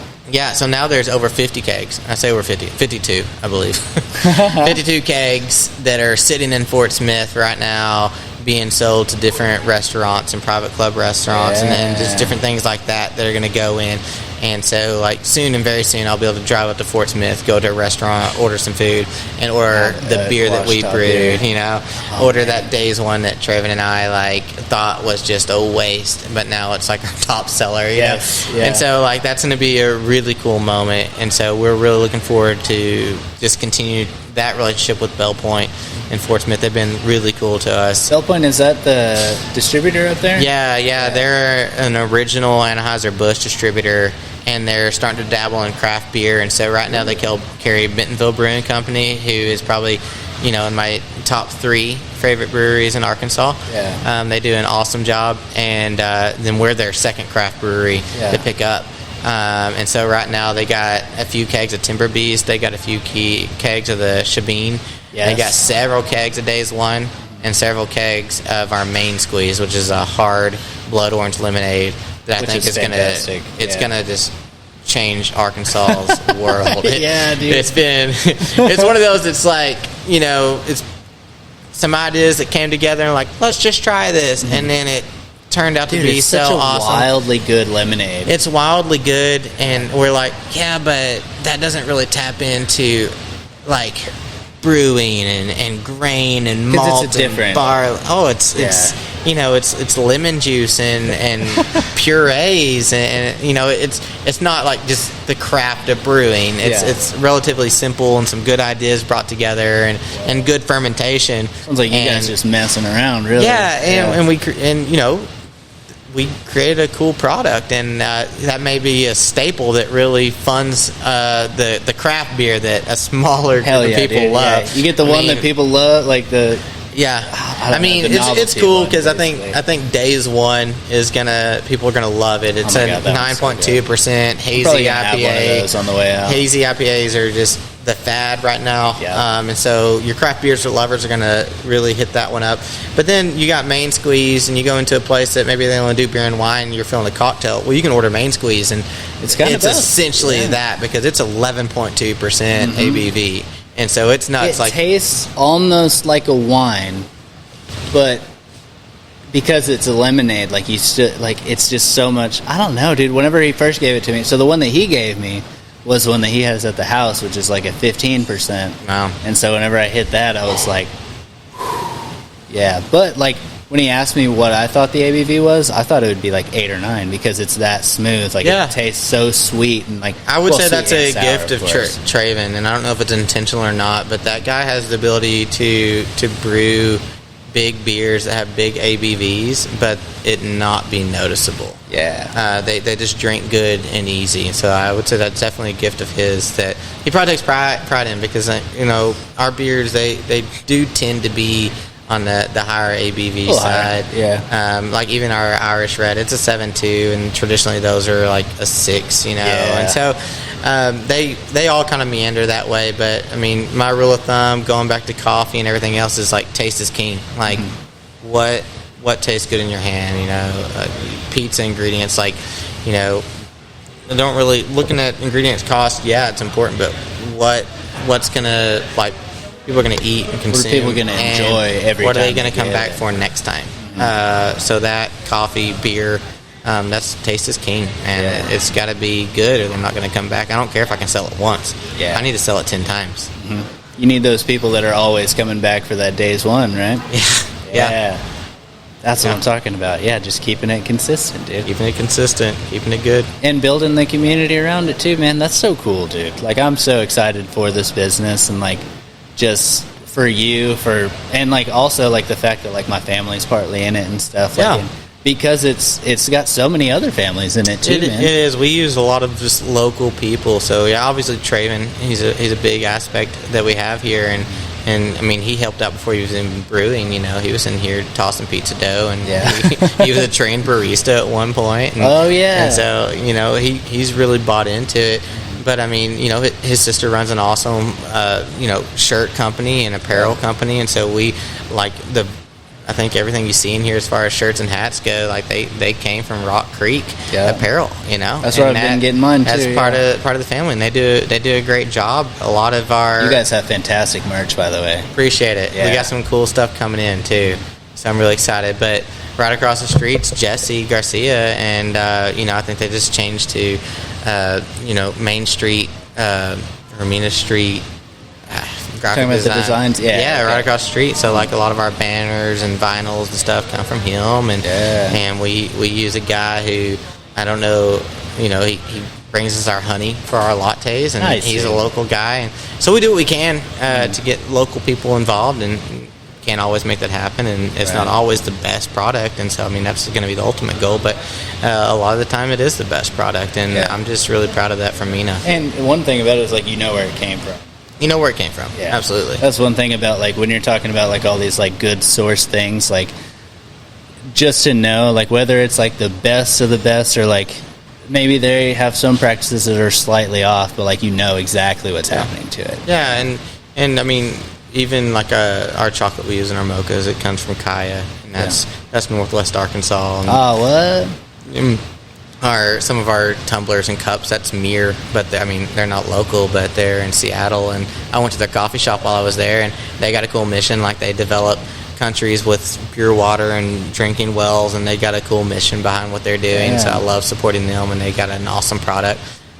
So has your nonprofit ideals and all this stuff followed you into this business, you think? Yeah, absolutely. I want to be, as much as I can, community first, and I want to give back as much as possible. I want to go home and I want to be comfortable, and I want to have food in the fridge, and But you want to feel good about it too. Yeah, and I want to have a nice car, and I want to be able to maintain my hobbies. But at the end of the day, I want to be able to walk out my door, drive through Mena, and see it growing. I want to go to the advertising promotional commission meetings and the city council stuff, and see the mayor and talk to him, and know that Mena, it's on the rise. You know, I don't want it to be hard times, and I really believe that we are doing that, and I think that Ouachita's a little part of that, and I hope that we can just continue to be more and more and support local events and local companies and businesses as much as possible.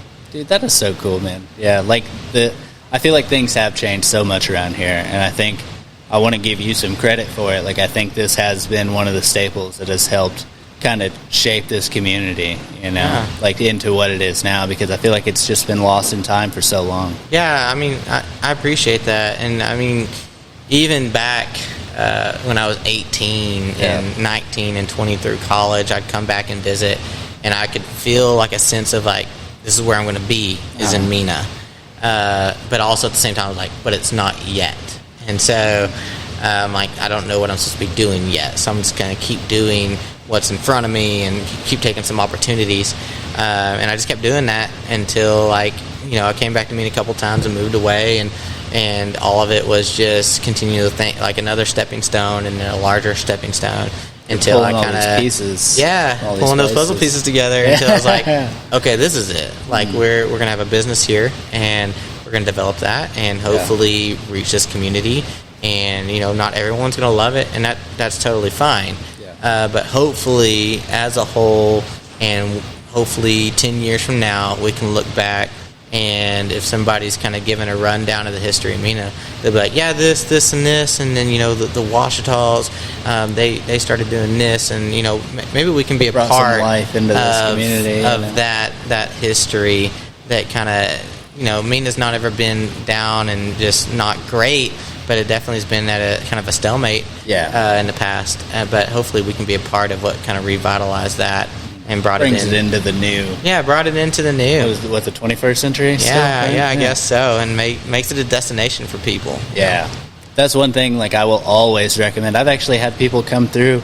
My boss, actually, oddly enough, in Arlington was like, we're going to this spot over, she said it wasn't Mena, it was somewhere around here, I want to say, but she was like, it's over at, the base of the Ouachitas or whatever, and I was like, so you... where Mena's at? And she was like, that's actually one of the towns we have to stop through. And I told her to come here, and I'm pretty sure she did. Okay, good. You might not.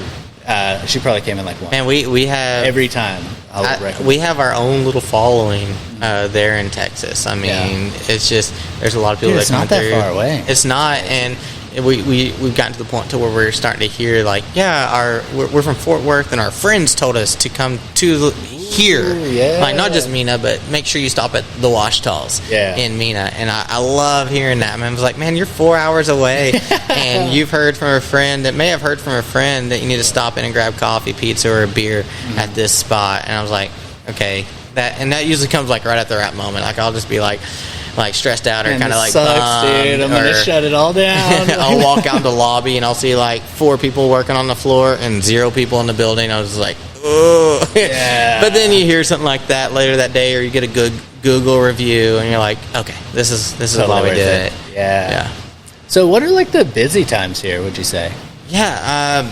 Because Mena's weird, dude. It's so weird, and it's so frustrating because to run a good business, you've got to plan for the busiest, and that's not always financially the best idea, but I want people when they come in to have a good experience, and so sometimes you just eat that. But we'll have our little Monday crowd right now. Tuesdays and Wednesdays seem to be like kind of our bummer days, but then it starts to pick up a little bit on Thursday, and then it's just a flip-flop between Friday and Saturday. It's usually kind of like what's going on in the town, or is it a holiday weekend, which one a day right on. it's going to be more busy, because we're a town that's somewhere between 5,000, 6,000 people. And so if there's a high school football game, we might Probably see gonna get a little something. Friday night might be a little slower. It might pick up in the evening. Who knows? But every Saturday we have live music. Every single Saturday. Yeah. And so usually that draws some folks in. And these are like local artists too, right? Yeah, there are a lot of local ones, and then definitely Arkansas locals. I mean, we have a handful that come from other states. We have one guy that comes from like Austin, and he'll just make a big loop. He'll hit us on the way, and then he'll hit us on the way back. Probably hits all the way through Oklahoma, back through here up to Little Rock, and then back down. And so I think right now we're even like booked on Saturday nights into next year. Whoa! My wife Anna, she just kills that. We've got a big roster of musicians that we will bring back in, and you may not hear the same one for a couple months, but I mean that's how many we have that are just stacked. And then at first we had to like seek out like live like musicians to come in, like, hey, we all come play. But now we don't. We have people contacting us like, hey, we've heard from these guys that they love playing at your spot. Can we come play? And we're like, yes, we'll put you on the calendar for next February. I swear yeah. And so it's been really cool with that, and we love the music industry, and we love supporting those guys as much as possible because they're out there hustling, working a full-time job, and then doing that on weekends. And so we like that. Sometimes it works out for us and we have a full house, and then sometimes it's one of those deader Saturdays, and so we just we eat that we paid out for that band. But we're glad they're here, and then if we're like let's go listen to live music. Well, we have that option now. Yeah, there you go. Yeah. You didn't always have that option. Consistent, because if you do it to where like, oh, we don't think anything's going to happen this Saturday, so you don't have it. And then there's those people that wanted to come and have it. That is one of the cornerstones here. I'm like, once we decide we're doing something, we are going to be stubborn, and we are going to do it. Like, that's something I learned at the coffee shop I worked in Seattle. Like, establish your hours and then be open. Yeah. It doesn't matter, like, we'll take off for Christmas. We'll take off partially on January 1st, and I think, like, Thanksgiving Day. But apart from that, like, we are going to be open. We're going to maintain our hours, and no matter what, we're going to be here. I don't care if it's snowing. I don't want people to have to question, is the Ouachita's open? Yeah. Because that's one more reason why they may not come. Skyline and like a couple other places here, man, like we were talking earlier, dude. Yeah. I never know, like, it's just inconsistent. So, especially in a small town like that, consistency is it's so important for people to have to count on it and never have to question it. Go check my feed to see if they're going to be open. And so, like, we're going to be open. We're going to have music every Saturday night, no matter what. That just those kind of things that people can rely on occurring. We want to provide, apart from just giving the best service that we possibly can give that day. Yeah, that's so cool. So, what are the hours? Y'all open at what, like 6? Yeah, Monday through Friday we open at 7, and then on Saturday we open up at 8. And this is where it gets tough, and it's just Mena, and we're forced to do it. Well, not forced to, but business kind of pushes you. Like Monday through Wednesday we close at 9. Okay. Or 8:30. I think it's 8:30 actually. Yeah. And then Friday, Saturday we close at 10. So. Oh wow. Okay, we used to keep that later hour all through the week, but I mean, the last 3 hours of the day, I had people standing here leaning up against brooms. Yeah. I was like, can't do that. Maybe one day we'll be busy enough, but right now Friday and Saturday we're open till 10, and that's about the latest you're going to get me in Arkansas. That's for real, dude. Yeah, I think even like the Elks Lodge and all that kind of stuff. I think most of those places close at the latest like midnight, right? Yeah. Yeah, those are actually bars, but those are a different classification. That's a whole other pod on it's that. All about the experience, and you're going to get a different experience there. And it takes all kinds. And well, first off, you got to have somebody to bring you and shit. Like that's the whole thing. You can't just walk in off of Main Street and be like, "Whoa, there's a freaking." Like, I can actually get a beer here? Yeah. That's sick. Yeah. You can. Something that was never a thing before. And I'm so happy it felt insane that first district. I mean, we took a picture, and I walked out on the street with a legal beer in my hand, and it's just like waiting for somebody to say something. And to this day, I mean, we've had several districts at this point between ourselves and other organizations that put on districts, and occasionally we still get the question like, we can take this outside. We're like, yes. Just do not go beyond the barriers, and so it's crazy because it still just blows my mind.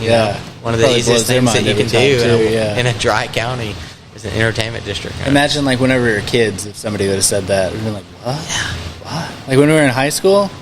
No way, bro. Yeah, and it's one of my favorite things is like during that district, music's playing, to be able, like, it's kind of chilled out around 9:30, like food orders slowed down, and like I can comfortably, like, okay, I'm gonna grab a beer, I'm gonna go sit by my friends out on the street and listen to walk music. out on the street, hang out with my friends, and then just kind of like look around and just see people smiling, laughing, and drinking beer, your beer, and eating your pizza. It's an unreal feeling. That is wild. Like I said, if we fall flat on our face, at least I'll still have like those memories of like, we did that. That's beautiful, dude. Yeah. I think that's all you can ask for, man. And I want to shake your hand because I appreciate everything that you're doing around here, man. Well, I appreciate this opportunity. I'm glad we were able to make it happen. This has been so much fun, dude. All right, but we're going to go ahead and sign off. I'm going to go grab, and I'm definitely going to have another beer before I go. Absolutely. Yeah, but actually, any recommendations before I hop off? Man, so you've had Shibeen, you've had Timber Beast, you've had Days One, you had Dippa earlier. Yeah.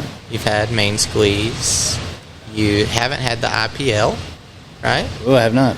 Yeah, India Pale Lager. So it's like a lighter beer that still has like big hops. Okay. So it's a really cool one. So I definitely would recommend that one. That might be the move. Yeah. So we're going to go for it. Cool. All right, bye guys. Go check out the Ouachaitas. Actually, let's go ahead and do a couple shout outs. Almost totally forgot. Where can we find you? Yeah, so on your social media platforms, which, for us right now, Facebook and Instagram. Just the Ouachaitas. Like we should spell it. I mean, yeah, it's like because it's so commonplace for us. So dude, maybe I should say the Ouachitas. It's Ouachitas, and I made that our email handle, and I still regret it sometimes. Probably messes everybody up. I have to spell all these distributors like 5 times, and sometimes I even spell it wrong because I'm just not even thinking. But yeah, the Ouachaitas. Even like a quick Google, it's pretty cool. Like we're within the Ouachita Mountains, so if you just go to Google and say the Ouachaitas, we're the first thing that comes up. Whoa, that's wild. So we're also the Ouachaitas.com. Nice. And so and so you secured that handle, bro? Yeah, we got that, and so right now we have a modest, decent website, but that's going to be revamped and new within the next probably 3 to 4 months, and so I'm pretty stoked about that. You can order online there. Yep, the Ouachaitas.com. You can order online. Your coffee, we can ship you coffee anywhere that you want to be shipped coffee to. Yeah. Yep, and I mean some wholesale coffee, by the way. If you need some wholesale coffee, if you want to make sure you get this like the premier experience, you can email me, Derek at theouachaitas.com. That's OUACHITAS, theouachaitas.com. Yes. DEREK. Derek, and just be like, hey bro, like I need some awesome coffee recommendations. I'll hit you up and I'll ship it out and send out an invoice, whatever we need. Send you some merch too. We would love to get anybody involved and invested in the Ouachaitas. So. Yeah, trying to pull in the entire community. Yeah, will eventually be the entire country. That's right. I mean, we got friends all over, and so let's just expand that. Aren't you selling coffee to people in like Germany and shit now? Shoot, is that a thing? I don't. We've had those people come through, and like some tourists from different countries, and they're like, man, this is the best coffee that we've had while we're in the States. And we're like, well, I mean, we know what we're doing. Pretty cool. Yeah. We do it right, and we do it to the best of our ability. So, dude, yeah, that's awesome. So theouachaitas.com, at the Ouachaitas, Facebook, Instagram, everything. Yep. And then the email that you said a second ago. If you're Derek at theouachaitas.com. All right, hit them up, guys. If you're in Mena, Arkansas, on Main Street, you literally cannot miss it. Go check them out. Get some pizza. Get some beer. Try some of their fantastic coffee too. I feel like I undersold the coffee at this point. Yeah, about the beer, I mean, pizza. Coffee. It's some of the best that you'll have. Really good, dude. And also here in Mena, our main street is Mena Street. So just be looking for Mena Street. We're south of the tracks. So yeah, and you'll see our forest green building and the only balcony in town. So. Yeah. About to be having people up there hanging out. Yeah, within the next week or two. That's wild, dude. All right, we're going to get out of here. Go check them out, and you guys be good. Okay. Appreciate it.